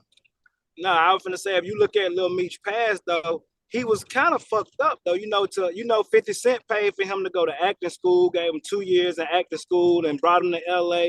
So he was kind of like, when the Fed seized everything, we didn't have nothing but those old stories. So I kind of respect Lil Meech because he went and got his grind on it. And like Bro Sanchez said, he just capitalizing off of his dad bad empire, but I don't think he's involved in it. But of course he inherited the goons and Southwest. So was he in a movie? Because Can I say something they got real a quick? whole series. Look it up. BMF is a whole series. Let me say something about Lil Meech. The thing that's missed about Lil Meech is that we keep on talking about his father, but you forgetting this man's mother is a Hollywood actress. Famous Hollywood actress. Wait, who is mom? Because see, like I said, I don't know. His mom is the twin from all the Tyler Perry movies, the crazy black lady. The twin. How did I get married and all that? The one that was married to Michael Jai White, that's his mama, nigga. I never knew that. Yes, bro, that man been an actor his whole fucking life. He ain't have to want for money because of his mama, not his fucking daddy. But they hide that part of the story to let you know how inbred into Hollywood he is. You think this nigga just walked off the street good at acting like, oh, his daddy was a dope boy, and this nigga, he just want that nigga been fucking acting since he a little fucking kid. Yeah, okay. That's her name. 50 Cent said he had to go to acting school before he did the BMF series. Man, 50 Cent they said a lot of sucker ass shit that ain't true. You believe that? And I'm telling you, this man mama is a fucking top actress. If he did go to acting, hold on. This is what 50 Cent said. He had to go to acting school. When? Yesterday or when he was 5 years old, nigga? He said before they started the series. And I'm not denying What do that mean, though? Before they started the series could have been when a nigga was 6 years old. Bro, you talking like she's a A-list, like royalty. Like she can have bumps and bruises, but she was kind of fucked up too. Like we just got to know that later when Tyler Perry got big. So I'm pretty sure she had some. I get what you're saying, but what I'm saying, kind of fucked up. Tyler Perry, she's been a big actress in Tyler Perry movies for a long time, a staple in his movies, in fact. So all I'm saying is that was wilding out, bro. Yes. Okay, yeah, because I don't even remember the movie like that. I do remember the one that was wilding out though all the time. Like I was trying to remember if that was she's a White. Okay, yeah. Damn, I didn't even know Big Meech had a baby with her, bro. I ain't know no shit like that. That's crazy. Hell no. Yeah, that's what's up. But like I say, that BMF chain though, bro, you got to put that away though, man. For you know what I'm saying, just the purposes of again, is that who you are, or are you the actor? You know what I'm saying, like, because you don't have to be Lil Meech, bro. Yeah. And you know what? That's my thing with Prince Jr. Like, why? Like, if I see. Guess what I see, yo? I see niggas on the West Coast who they pops might be OGs and all that shit in the set. But if they want to go do something positive with their life, nigga, everybody in the street will know, oh, that's little such and such. Boy, your dad a killer. But everybody'll still be like, but that boy made something out of himself, man. He went, you know what I'm saying, another way. What I find with these rich kids, like they daddy was a gangster and all that shit. Now that you got all this money, you ain't gotta be a gangster, Prince Jr., fucking Lil Meech. You ain't gotta live off the negative shit. See, we never break the fucking cycle. Like, and then the father ought to tell the son, look, son, I got a lot of money. My attitude and my demeanor about reality come because I didn't have shit. You ain't gonna go out there with that same anger that I had that we get coming up in the hood, because I didn't raise you in the fucking hood, and I be damn if I let that hood mentality enter you. So my thing is like Fresh Prince. Uncle Phil was from the fucking streets, man. Uncle Phil and Fresh Prince, if you go and look up the plot, nigga, Uncle Phil was from the streets, but guess what? Carlton won. Carlton was a little corny black boy in Bel Air. That's what the fuck I'm talking about. Yeah, they had the episode where remember they went back to his old hood. I forget what was going on. They went back to Uncle Phil. Oh yeah, because oh man, good point, bro. Because Phil had the check Will, like, nigga, I'm from the streets too. Like, I don't thought get this that's shit what it, I twisted. wasn't Yeah. sure, but yeah, he went back to his Hell hood yeah. in one episode. Yeah, you Facts. right. He was from the streets. Sure was. Yeah, that nigga went said, look, Will, goddamn it, because Will was trying to say, man, that's easy for you to say, like, I'm from the streets. Phil was like, wait a minute, nigga. Hold up. Like, you nigga, you don't know who the fuck I am, nigga. Let me, hey, that shit was a good episode, man. Yeah, that was a good ass episode. Sure the fuck was. Yeah. But that's a prime example of how Uncle Phil was from the streets, but his son was corny as hell, which is, guess what? That's what you want. Why would you have all that money and you want your child with the fucking ratchet mentality, the Glorilla mind, and the fucking, come on, man. You that's a waste of you getting rich then. If your child acting like the project children. Hell yeah, waste of a legacy. Yeah, because look, a lot of other races, if they daddy was a murderer or some shit or a conqueror, they will let the child legacy reverse that so it can honor the family, and we'll forget that they was even goons and gangsters. But in our shit, we perpetuate the image. At a certain point, even the mob stop acting tough and act like they really care and go to praying and shit. Like, when do you change your shit up? You know what I'm saying? Right. I mean, that's why I say, man, that's why Woody Harrelson, the white boy can't jump. His dad was an assassin, Charles Harrelson. They got him tied in with the JFK assassination. But what his son going to do? Be a Hollywood actor. That motherfucker assassinated a fucking judge, and then they got him tied into the JFK assassination too. But you would never know that through his son. His son is Woody Harrelson, actor. Oh, the white man can't jump. Yeah. Yeah. But Charles Harrelson a motherfucking assassin though. I never fucking knew that to now. Damn. Yeah. But that Harrison name gonna be remembered through Woody. Facts. You know what I'm saying? You gotta dig a little bit for Charles. You know what I'm saying?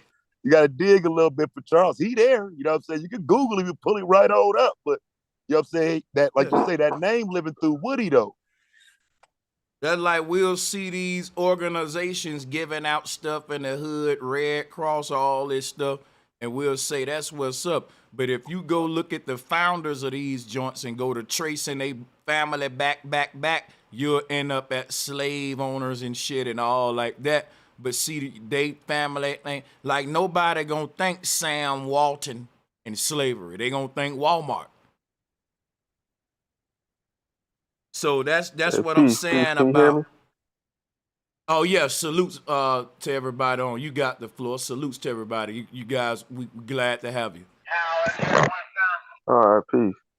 All right, man. Listen, I think both of them are wrong in this case. You know what I mean? I'm not side with either one. They both wrong.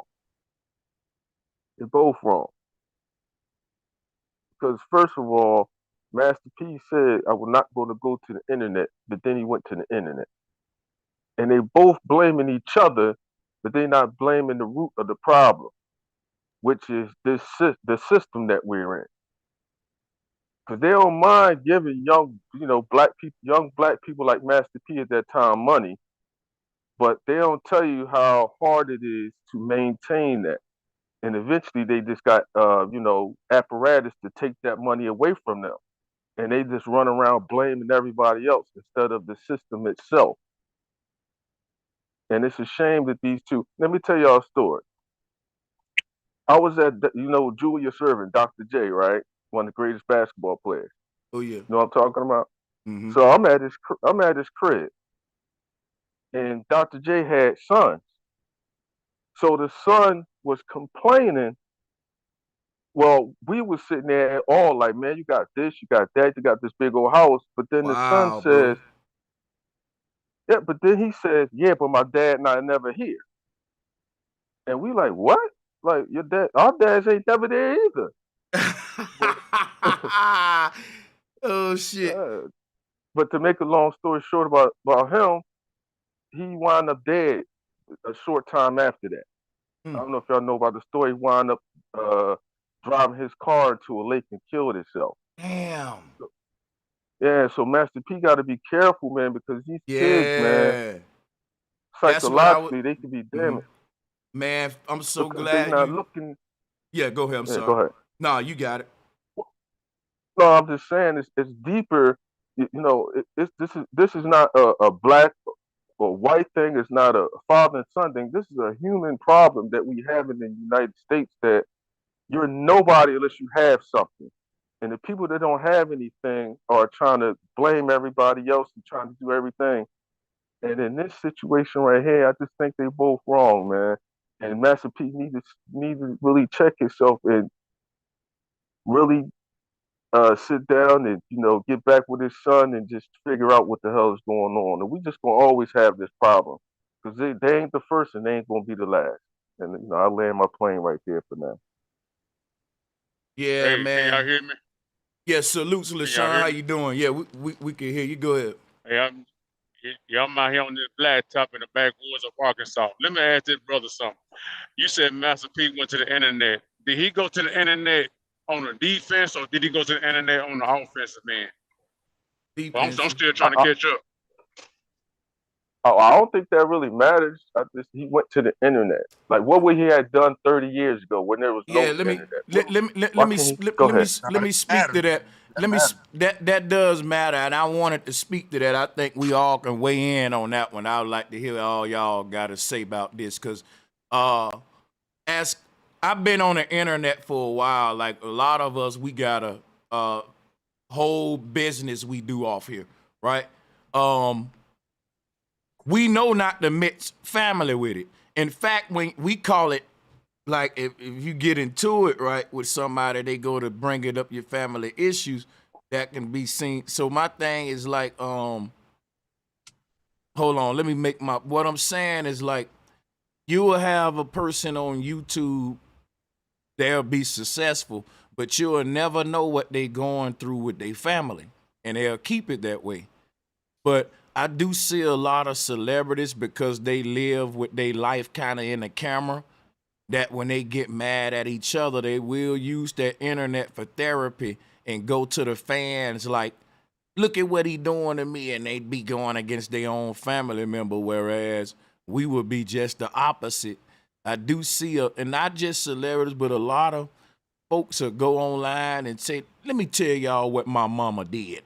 And to tell you who they mama is and shit, and go to going in on their mama. I know you'll never know what me and my family going through, because that shows trust. That shows my family members that I'm a loyal family member. And I believe if strangers see you move like that, they know that they can build something with you. And that when we have a family-like relationship, I ain't gonna be going to do that to you. Like, that means something in a family, right? Like, that we keep it in the family, as we say. So you're saying they could use it's like a public argument can help market your family as for other projects and other conversations? It's like right, bro, Sanchez got a following, right? Now let's just say my mama make me mad, my brother make me mad, and I go live and be like, I'm exposing my mama, my brother. And folks be like, yeah, your mom ain't shit, man. Your mom ain't, and I'm going along with it. I'm gonna go in on you. Tell you. That's why I said, yeah, man. I'm gonna go in on you. That shit, bro. I'm gonna be mad as hell. Like, man, what the fuck got into bro Sanchez, bro? What the fuck wrong with him over there, man? That ain't somebody's mama. Yeah. Nah, I would, yeah, that, cause that ain't that. It's not for everybody. Now, I mean, we in a time though, bro, where people would try to put you out there as if they know you or in the house with you. You know what I'm saying? So, I mean, it is what it is. The internet, bro. That's why they shouldn't have never been that far into it. It shouldn't have never got that deep to where, you know what I'm saying, you got to say it online in front of the world, like, so everybody know. I don't understand how it got to that point, but you know what I'm saying? Again, yeah, I would hate to see that if Master P and Romeo, I would hate to say that they using this spectacle as a media to generate buzz and press run or whatever you call it or whatever. I would hate to see that that's the situation. Yeah, I it don't don't, seem to be a benefit. It don't seem to yeah, be. I don't. Oh, go ahead, brother. My Well, I bad. mean, but everybody in this era is trying to turn into, even all the rappers and turn into podcasters and self. Everybody trying to be a therapist or a podcaster or a commentator now. So it's just like, and it's just like doors wide open to any type of content. So, that's just what I be thinking about. I just, that's personal, like you say. That's some at home conversation, internal family stuff. But we do live in an era where people capitalize off their internal squabbles and stuff online. That's not Master P character, buddy. I don't think P doing that for the internet. I think, me personally, I think it's his son. His son bringing that to the internet. He broke he broke the family code, man. You ain't supposed to bring your personal business to the internet. And I think Master P just addressed it because he brought it to the internet. So Yeah, he's standing to lose from it. yeah, I mean, yeah, exactly. Hey, let me say this here.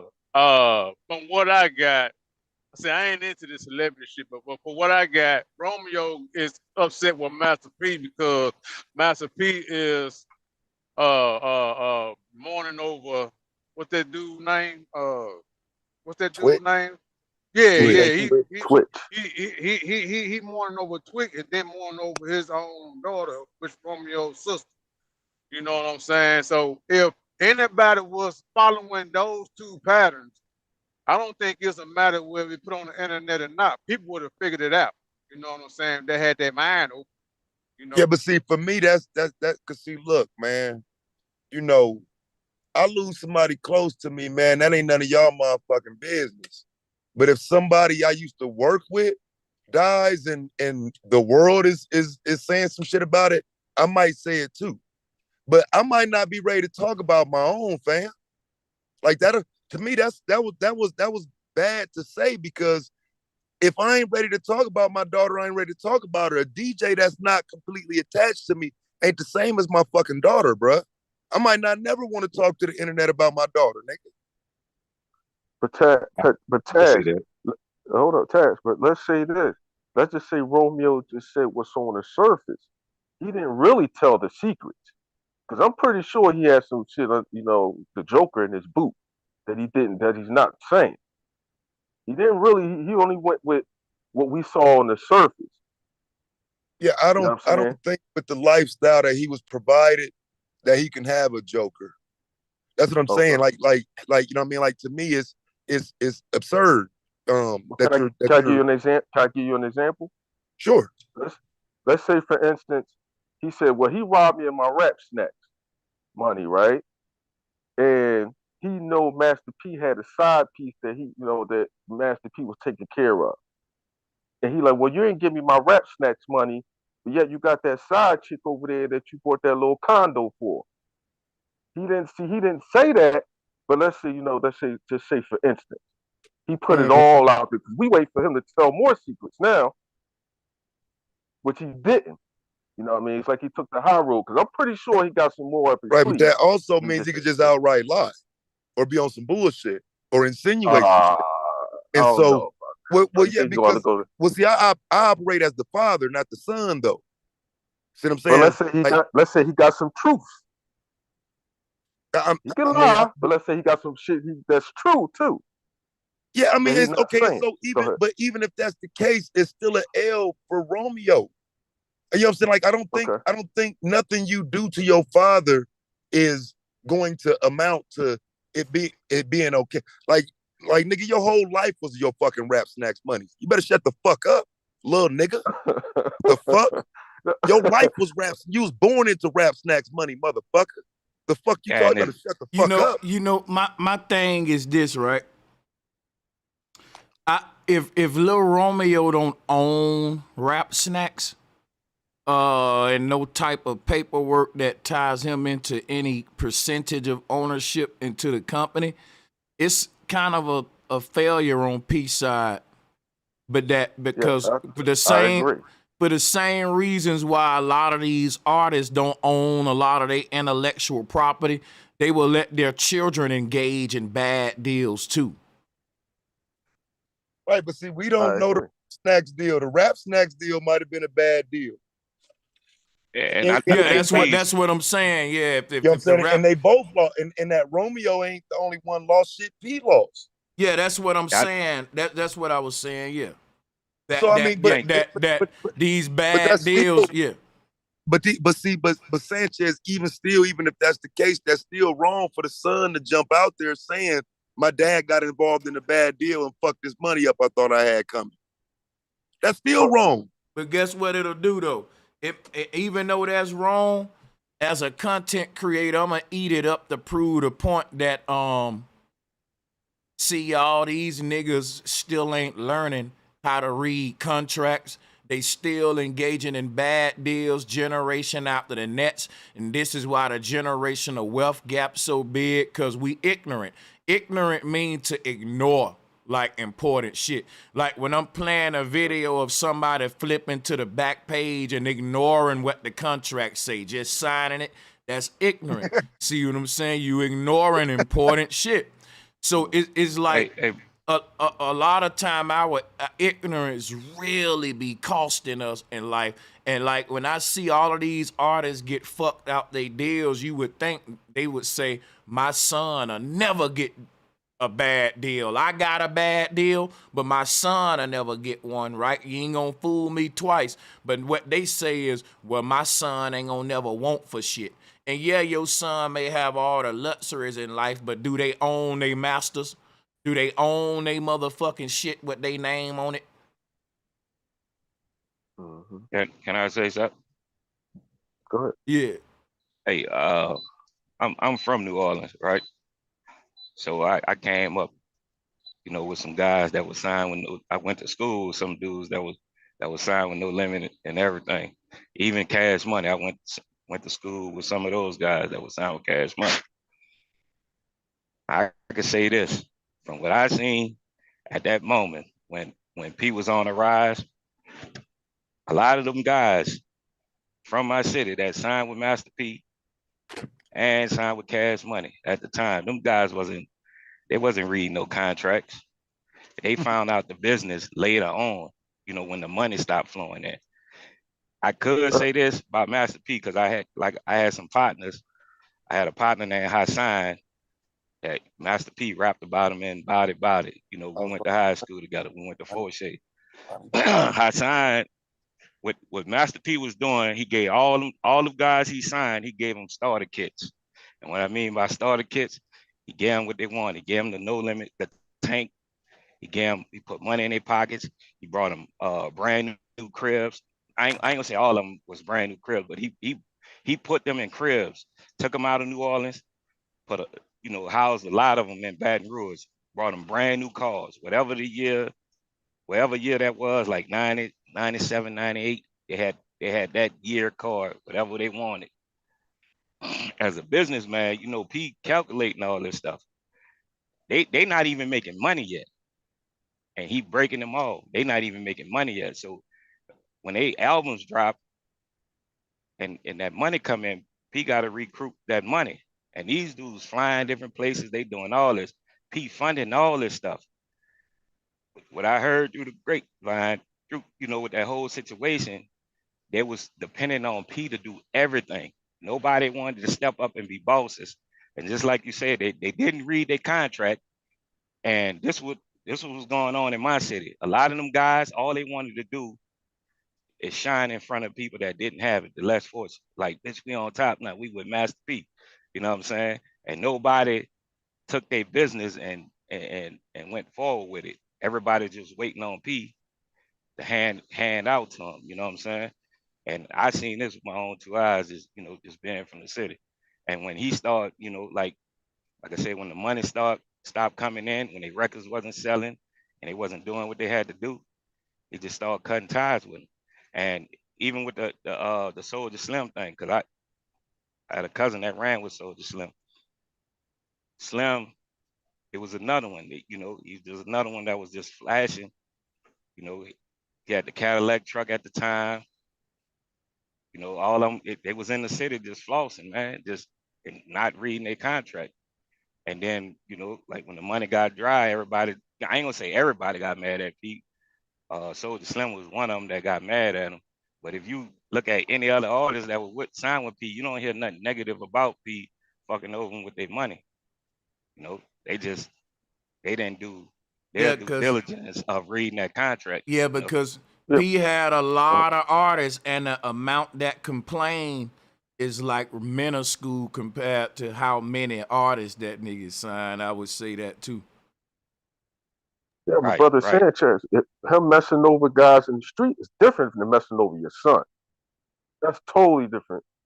You know, in my eyes. I'm just playing devil's advocate. I'm just playing devil's advocate. I don't think he messed over his son. I think his son is just a privileged child, and he said some stuff. He said some stuff. Listen, let me go into detail real quick. Romeo is saying as a grown man now, I supposed to be getting a big Rap Snacks check, basically. I never got anything from Rap Snacks. P is saying, boy, the world wouldn't even care who you is if it wasn't for Rap Snacks. That was what built your brand as Lil Romeo. It wasn't a paper bag check. It wasn't a money check.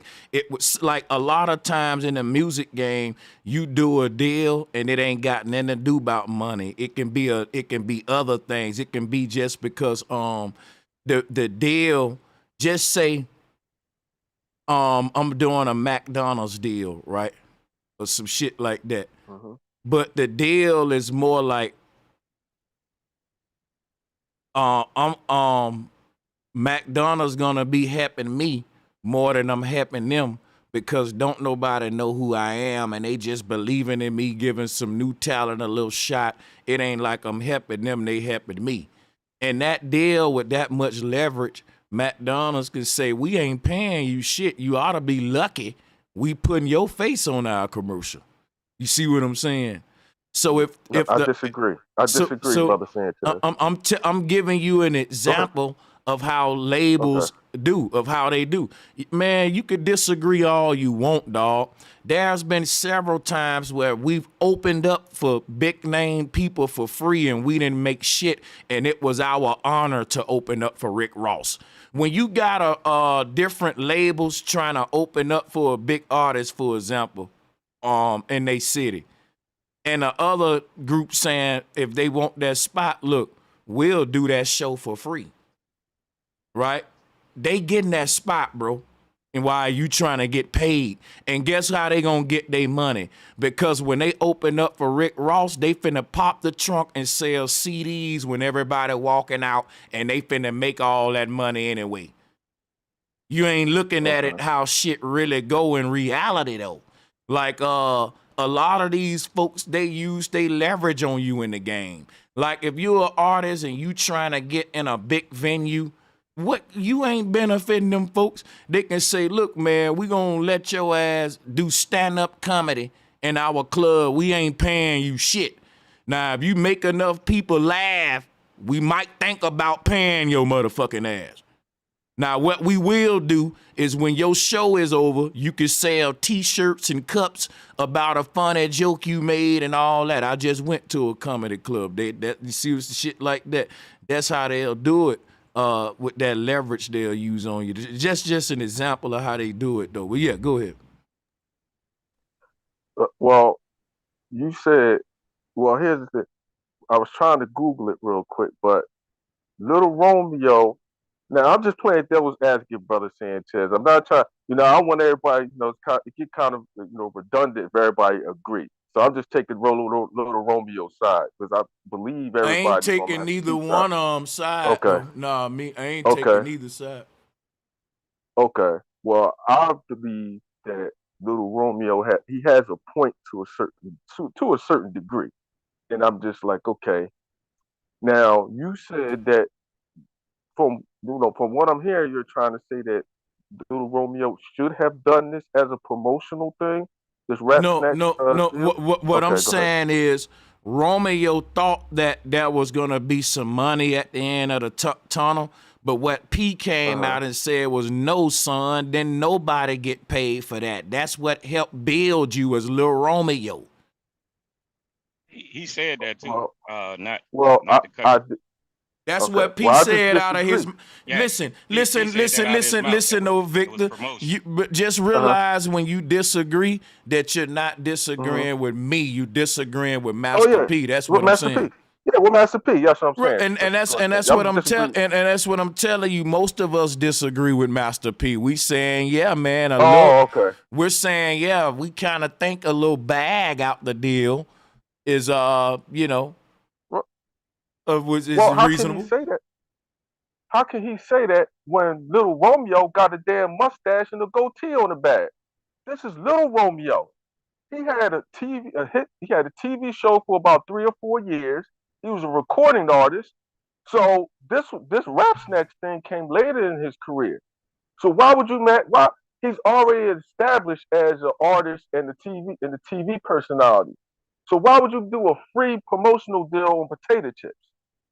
I don't understand that. You mean to tell me these rap snacks go for at the time I used to eat them, they were $1. You can't negotiate a penny off of each bag?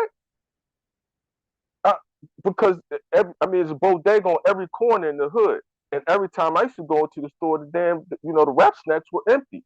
They sell. Yeah, they do It's not like sell. they're sitting there. Yeah, so you can't negotiate a penny per bag. The bag that costs $1. And guess who buy 'em? And guess who buy 'em? The youth. And that's why Romeo was saying that shit was built off of my back, for real. And then at the time too, not to cut y'all off, at the time too, they wasn't in these big stores at the time. It was just in mom and pop stores. So I don't think it was selling as big as, but listen, I'm gonna tell you why I hear both sides though. Because let's say if rap snacks wanna never happen, guess what? Romeo would be kind of like just another rich kid, nobody. Because his music was alright, but he was overshadowed by his daddy music. Like, come on, who got the Lil Romeo album? Come on, let me do a check on a call. Who got the Lil Romeo album? And this bitch Bobby got it. I'm just playing. I'm just playing. I'm playing, man.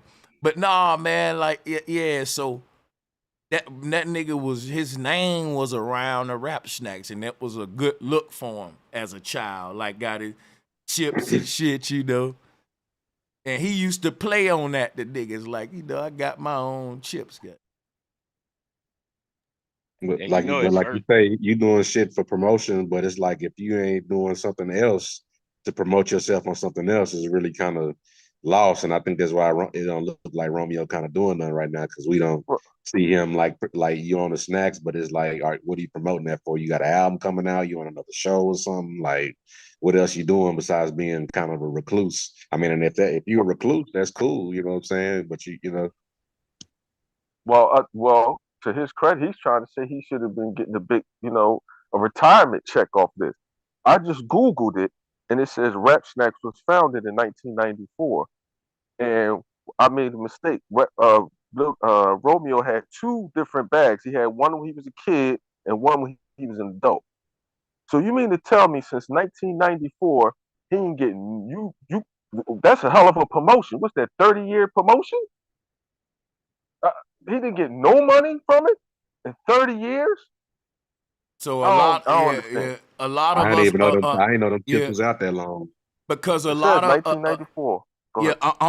I'm with Victor, like I was saying, because you just can't. When P say then nobody get paid off of it. Let me ask you this: do y'all believe that? No. Nah.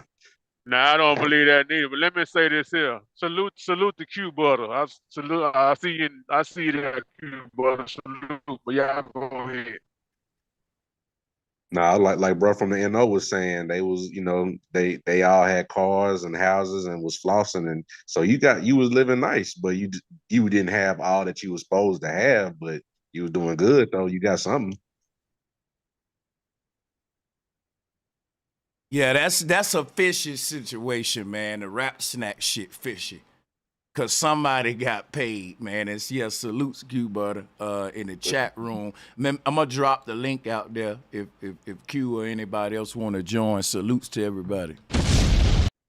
Yeah, but if they don't really have no equity in them like that, how can they expect to really be getting paid off of the shit like that if it's not their company? You know what I'm saying? If it's just a, you know what I'm saying? If it's just more promotions or somebody else's Because product. my face is on it. Go ahead, bro. My face is on it. I would love to know what that deal looked like, though. You know what I'm saying? Cause P don't go into the business situation between what was the chip company called, and cause Romeo was too young to do any business, so it was P handling all that shit. So like, and he's saying nobody got paid. He ain't going into how that shit was set up as far as who get what the agreements was. So, man, folks just writing Romeo off, like I said. Man, look here, man. Y'all folks throwing Romeo under the bus and shit. Come on, man. Brother Sanchez, real quick. They saying Little Romeo was one of the first artists on the damn bag. Yeah, he And was. he ain't getting no bread, nothing. Hey, Sanchez just said something that's a light bulb. He just said a light bulb. The thing we need to do is see who was the parental the parental provider of that rap snack thing right there, you know. Then we can go from there. Probably was P. Yeah, you know, because I ain't really going for that. Didn't nobody get paid shit, but I don't want to poke at it like that because it'll be like I'm taking sides. You know what I'm saying?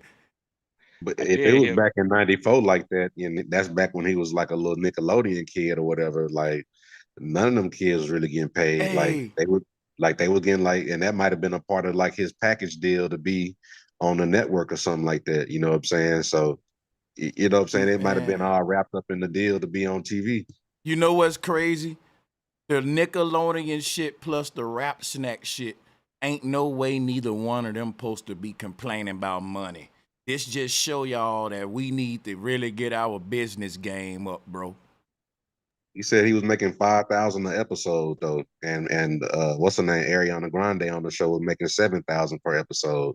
So he, you know, Master P said that he was right behind her, but not, you know, too far back. But none of them was really getting, you know, like motherfucking on Friends and them making, you know, $1 million per episode or something like that. It wasn't, you know what I'm saying? It's not no network TV like that, but you know, they getting some, but that's early and where they be developing them young artists in them little meals like that.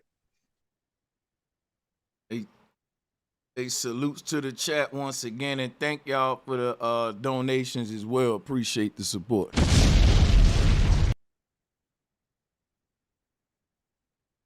Yeah, salutes to everybody out there. If y'all want to join, drop a 1. I'll drop the link again. And yeah, anybody on the call, we at this time, I think we're gonna start closing it out in a few. If you know what I'm saying, nobody else gonna join. If y'all.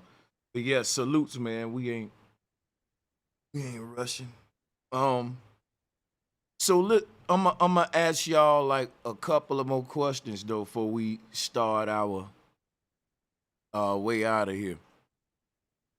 Cause I see it's a lot of people also saying about how we going into the rich kid shit, saying how like Lil Romeo wasn't really investing with his money and shit like that. Now, what would you do as a child making that much money? So we ain't looking at it right. We asking teenagers to start businesses and shit. Now, as a teenager, I had a little lawnmower business that I started, invested in a lawnmower boom. But I don't know if I would have done that if I was fucking getting hundreds of thousands, millions of dollars on, if I'd be thinking starting a business. Let's be realistic. See, but that's when Pete said I was telling Romeo what to do. He didn't listen. Guess what? That's well, we could say, well, he didn't really capitalize off his situation. You gotta do a lot of grown man shit when you young as a little boy, cause you getting grown man money. When you start getting big boy money, you gotta do big boy shit. And so rich kids got to mature quick. And guess what? They does it. It's just the opposite because they got all the money, which is like a paradox. It's crazy. Crazy. I don't know. It's just crazy though. But yeah. So what's the I really think P should have just sat him down and talked to him about investing his money and stuff that'll keep money coming in. Just in case, when time goes on, that in case he won't be relevant, he'll still have residual income coming in. I mean, if P didn't teach him how to do that, then I fought P behind that right there. Well, look, So and y'all I'm gonna go say ahead. the question gonna be really, should rich parents, buy their children fucking Bentleys, cars, chains, and all that, or should they buy them businesses? Like a lot of white rich kids, when they grow up, they already got 3 businesses that they pop set up for them, and you just gotta keep them going, and they in the green already, son. You just grow them. Now they ain't got a bunch of bullshit like they probably got I'm just saying the average black rich family that's hood rich gonna have on more jewelry than the fucking corporate white family that's really, really rich. Y'all know that. And you know what I'm saying? So like my thing, not just the jewelry, but just showing how they son may get They a gonna have them fucking trucks. yeah, they son may get a new business for the birthday versus a fucking new chain or a new whip, I see that in my industry because I work in construction, so I see that all the time, and it's like sad that I'm in my 30s, and then it's like, man, the older I get, and I could see an 18, 19-year-old come in with $100,000 truck and be somebody's manager because of whose son he is, but it's like, I'm inside their company or I'm contracting with them, you know what I'm saying? So it's just like, do you stun on your kids and get them a $100,000 degree and all of the nice shiny cars, or like you say, give them a business or something they can walk right into, because once they got that shit, they can grow up and buy whatever the hell else they want and be mature. Yeah.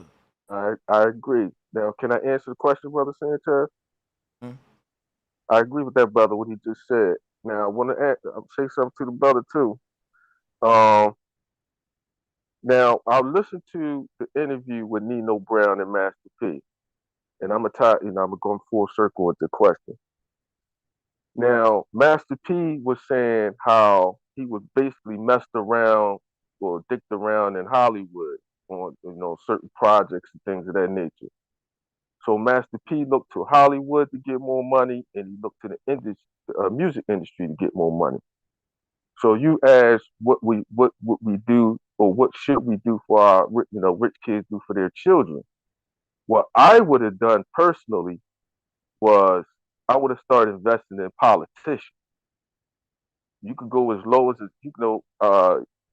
if Master P has much money and influence, he can have his own homegrown state reps and city council. Therefore, if you got your own people in place, now just like the brother said, now you start looking for them people to secure you some city contracts.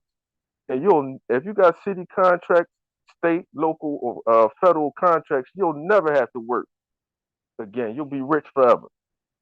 So that's what I would have did. I would have looked to the politicians instead of look to the entertainment industry. And I'll dock right there. Let me ask you something, right? Because we talk about tangibles, and we in Romeo case, he's saying it was just branding, which is kind of another way of saying clout, because clout is valuable today and for your brand and shit.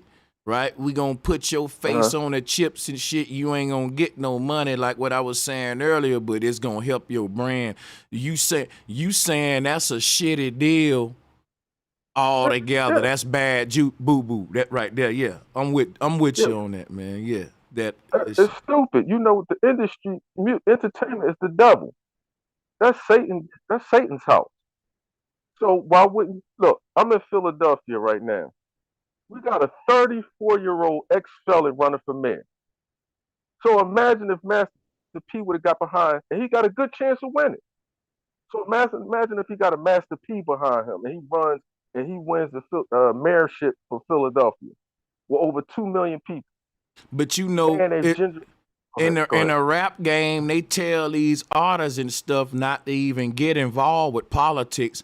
And I'm gonna do a whole nother stream about that. Crazy Bone leaked that in an interview. All the political rappers and all that stuff, and you getting into like intelligent stuff. Oh no, that's a no-go in today's game. No, you don't have to promote it, but I'm talking about behind the scenes. You can say, look, you want to run for state rep or you want to run for city council? Like, we're going to help fund your campaign, but you get now, in there. Now here go the cold part. What I want to build with you on right here.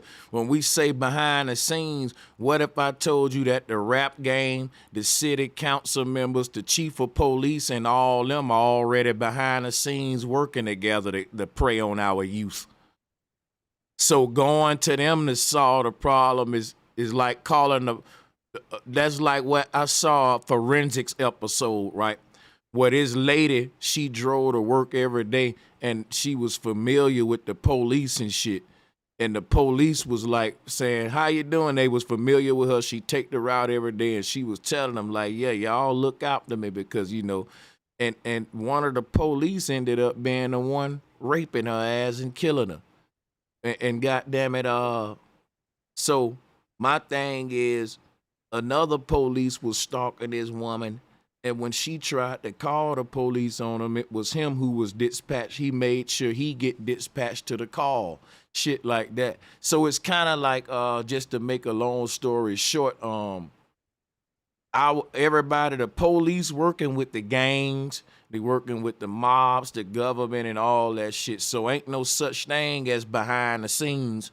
Because when you see what's going on behind the scenes is that they all been working together anyway, and it was an evil agenda that all these devils got together to prey on our youth. I can't make this up, and I know it sound conspiratorial, and I know it sound paranoid, but that's just the cold truth about this system and the music industry, the private prison industry, the school educational system, how they all working together to prime the mind of our youth. Man, watch this, right? Don't you know at Columbine High School, where you had the trench coat mafia and all these school shootings, they still was yet to get metal detectors to later. All the shit going on up there. Now, where the school I went to, they been had metal detectors and it was never no shooting. It was stabbing. But guess what? At most of the schools, they got metal detectors. There ain't even a lot of shootings there, and that's been proven. So guess what? Guess what I say, yo? That's training them to get used to the prison system. That's part of the prison, the pipeline shit. Because I remember going to school, going through the metal detector, and it was reconfirming that, hey, my school, we bought it, right? My school about that shit. Your school ain't got metal detectors? Oh, man, y'all weak. You know, niggas was watching Lean on Me and shit. Everybody swore they went to Fair East Side. But that's what I'm saying. What I'm saying. Yeah. Hey, let me address like the going to the guy. airport every day. Let me address that other guy. Just like when Willie D and Scarface tried to run for office down there in Houston. You know what I'm saying? And then let's compare it to Arnold Schwarzenegger and Jesse the Body Ventura was governor of California and Minnesota. But let me tell you something, Sanchez. Brace yourself. Don't you know Judge Joe Brown, if he haven't changed his mind, don't you know that motherfucker is running for mayor of Memphis, Tennessee next year?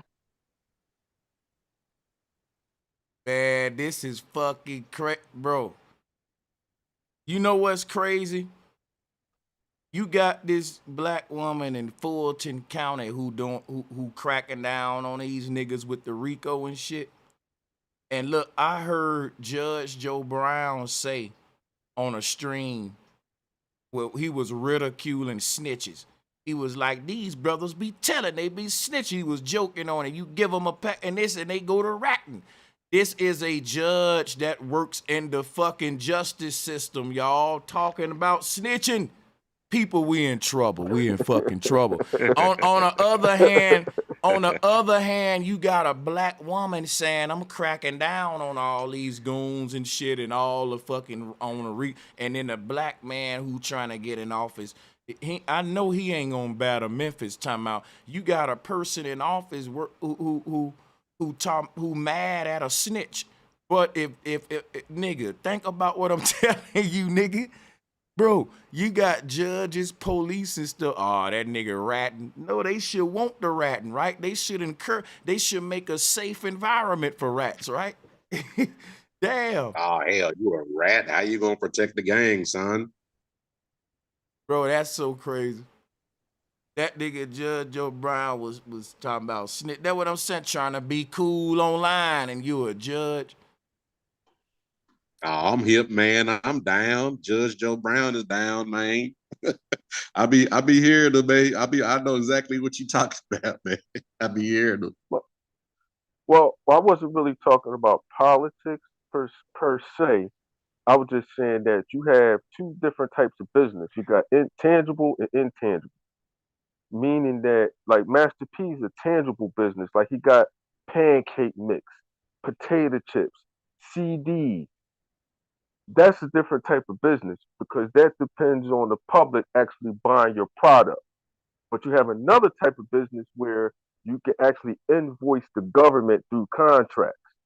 And that's what I'm saying. Why not go over to that side where you can actually bill your state and federal government for something instead of trying to sell this goddamn pancake mix? That was my point I was trying to make.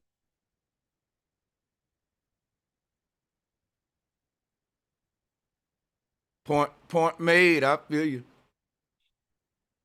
You know what I'm saying? Because I don't think they gonna buy into that if he was to do it. Because if Master P is really for the community, they ain't gonna want him in office. They ain't gonna want him in any kind of affiliation with politics. Y'all gotta think about this now. You gotta think now. You never had an ex-rapper get in any kind of political seat. That'll be the first time it ever happened in the world scene. First of all, Yeah. and You got then, Shine. Who? Shine. Rapper Shine. Yeah. No, what Shine got going? He That like nigga, a the prime minister of like, Belize. Yeah. Oh no, for real, yo. Get the fuck out of here, man. You playing. You playing, Shit boy. wild, man. Yeah, Shit wild. that he was the prime minister the whole time that he was a rapper. Yep.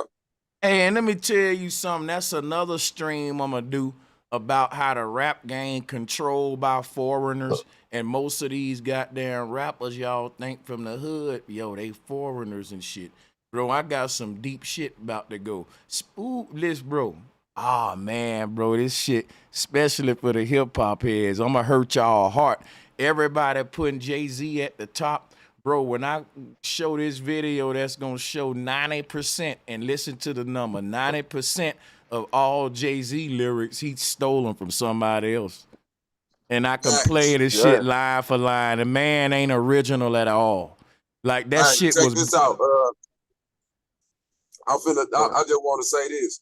Jay-Z, when he first came out with Reasonable Doubt, and he didn't admitted this, and DJ Clark Kent said this, that whole style come from Sonny Cheever from Camp Low. And look, hey Bobby, them niggas been biting because Biggie's style come from a fat dude from the South who made the Juicy song, had that style first. Sounded, come on, who saw that vid, bro? I'm about to bring all that shit out. Bro, and guess what I found? And let me show y'all what I know about the rap game. They will have a nigga ghostwriting for years, stealing all his song ideas, even to this day. They been doing that. And we thinking that the rap, they coming up with that shit. Man, it's some little nigga that they promising a deal. He's sitting on a black leather couch. They saying, we gonna put you on when your time coming. But say that hook again that you was doing, little nigga. Ice-T already admitted that he wrote 99 Problems and sold that song to Jay-Z. Bro, I got a whole video of these niggas coming out, the ghostwriter saying, man, them niggas never put us on, saying keep rank for them, and it never came, and they was just using we was a gold mine for them niggas. But the then whole chronic, the whole chronic was stolen. Can be like, now watch man, this. I wrote for these niggas or whatever. I want my credit. Then niggas be like, nah, man, you just hating. Talking about, yeah, nah, I ghost wrote for this nigga for years and I never got my shit. Hey. Why you think he sound like me? That bro, when them niggas go to the studio, the song already be done, man. The song finished. Niggas gotta show up.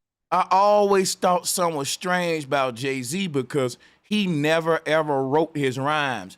And now I get it. You ain't gotta write your shit when you just going to a bunch of old songs, copying and pasting bars and shit from everybody. No, Suge Knight did the real it first. chat, he the real chat AI in this mug. Yeah, like that nigga. Yeah, Death Row. All the chronic, the whole chronic, all the lyrics, they were stolen lyrics. Just Dr. Dre just put a beat on stolen lyrics. The whole chronic album. Remember, Jay-Z got a history of stealing. He even told Nas, "You made it a hot line, I made it a hot song." When he stole the line and made it the verse, he been doing that shit. And bro, most of his shit, his hits, you gonna see, bro, it's stole. It's gonna hurt. It hurted my heart because I had to say, yeah, he's not in the fucking top 10 no more. Like, nah, hey, bro, then, we got. Oh, my that bad. nigga, stole his whole look now from Basquiat. He dressing like Basquiat now. Hey, then Ice-T did the 99 Problems. I think Ice-T did that first. Right, and then look, 99, yeah, right. And even KRS once said, look, KRS already made an album called A Blueprint. And guess what? Then Jay-Z said, I'm not a writer, I'm a biter for myself and others. I say a big verse, I'm only bigging up my brother. Nigga saying a nigga verse was never a big up until Jay-Z made that rule. You can't big up a nigga by stealing his fucking verse. You could not do that. You had to be original, have your own style. Yeah. That nigga said out of his mouth, I'm not a writer, I'm a biter. And then them niggas said rap in the South didn't even exist. So that's why they were stealing all that shit from the South for a long time. Yeah. All them niggas got country cousins. Hey Sanchez, I remember you did a stream with one of Jay-Z's songs, and that motherfucker ain't even on the internet no more. This song called Never Change. You had based off that song, you had exposed Jay-Z of some hypocritical shit. But that song Never Changed, not even available no more. Yeah. Cause that nigga, you know why? Cause he changed like a motherfucker. That's why.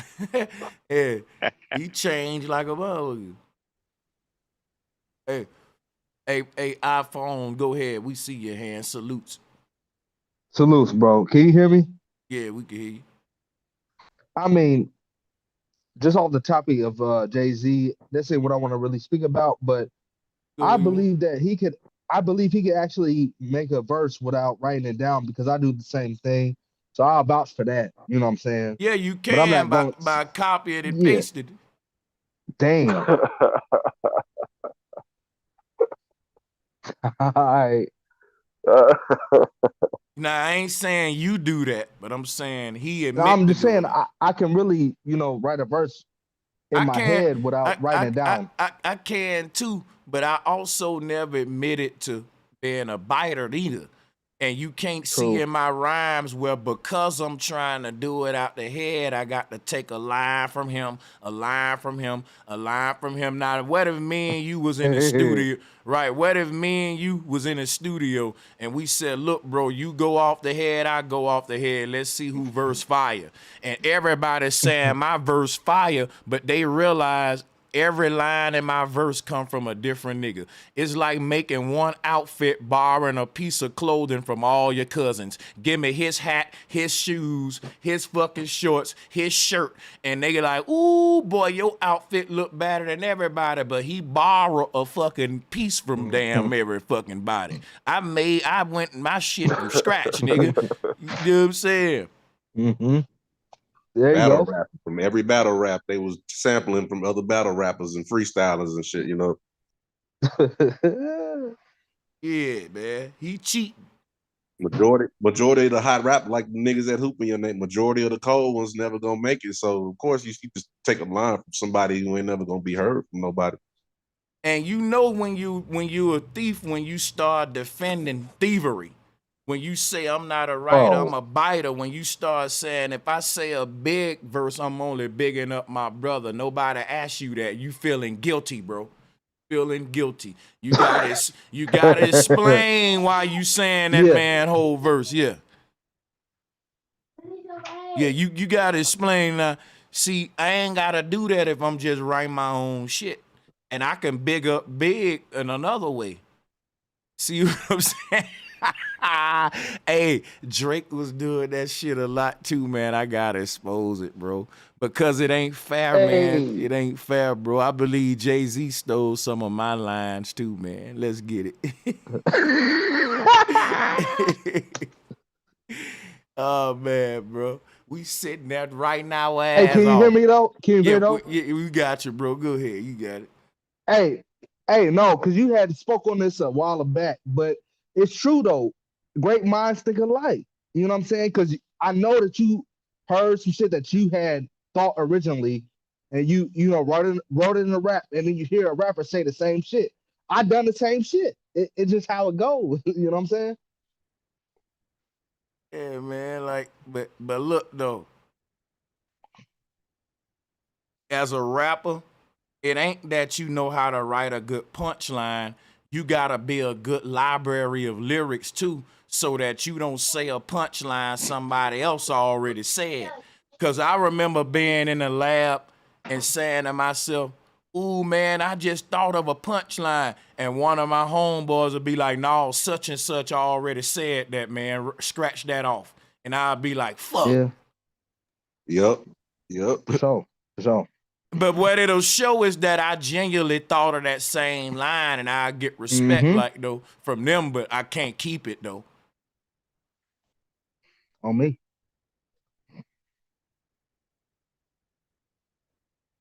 Yeah, so salutes to the spitters and writers in this bitch that write their own shit, because y'all relate to what I'm saying though, out of respect for the craft and shit like that though.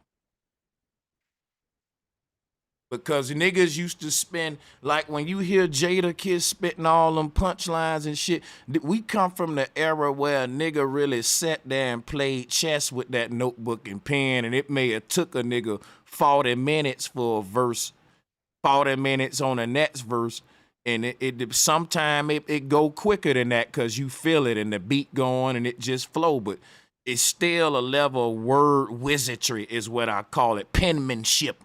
That goes if you sitting there and like you may fucking your verse may be breezing. I remember writing with my homies and niggas be like, damn boy, you knocking your verse out quick and I'm stuck on my second line. And nigga, you like damn near through and your shit hot. But guess what though? That nigga can get on line number 10 and get stuck and be there for 30 minutes, even though it took him 2 minutes to write all that other shit. Just little shit like that, figuring your way up out of a verse because, man, I introduced a new rhyme scheme. Now I gotta end it the right way. And just the whole concept of critical thinking and how forming a verse go. Yeah, you don't gotta do none of that, bro, when you just, like I said, can cut, copy, and paste. Hey, Sanchez, I remember back in my era, man, when Ice-T and Public Enemy came out with their albums, their whole lyrics to every goddamn song was on their cassette covers. You know what I'm saying? I'm talking about every all the lyrics on every song. Oh, I know Ice-T and Public Enemy for sure. Might be some more people back then. On they I'm talking about cassettes now. On the cassette cover, that damn thing was so thick. It had every song, all the lyrics to that motherfucker, man. I remember that era. Yeah, the era where you got a fold out booklet with all the lyrics for each song. Today, when you go on YouTube, it just you go to the lyrics video. But yeah. Hey, I'm gonna end it right here, y'all. We at 3 hours. I gotta keep this thing editable the way I can edit it for shorts. So if you end up in a short, man, salutes to y'all. But yeah, and peace and love though to y'all brothers. We gonna keep the content coming. We back in the house, so y'all already know it. Much love. It was a pleasure, Much man, love. for real. Much love to y'all. Definitely, man. From the set, gotta come. Man, fuck with it. Oh yeah, it's going down, and y'all be looking out for content too on Flat Power as well, Flat Earth debates and all that. I'm waiting for retrograde to be over before I start in the new stuff because you know I'm one of them 10-4 hatters who live by astrology and shit. But yeah, salutes to everybody. I'll see y'all on the next one, man. I'm looking forward to it. Yep. And thank you to everybody that donated to the show. Salutes to my Patreons, to my PayPal donors, and to my Cash App donors as well. However you support, even if you hit the like, share button, however you do it, we appreciate everything y'all do. We don't take it for granted. And we bringing in a new year, fresh content and all different forms of content. And I'll see y'all in the future on the next one. Peace and love.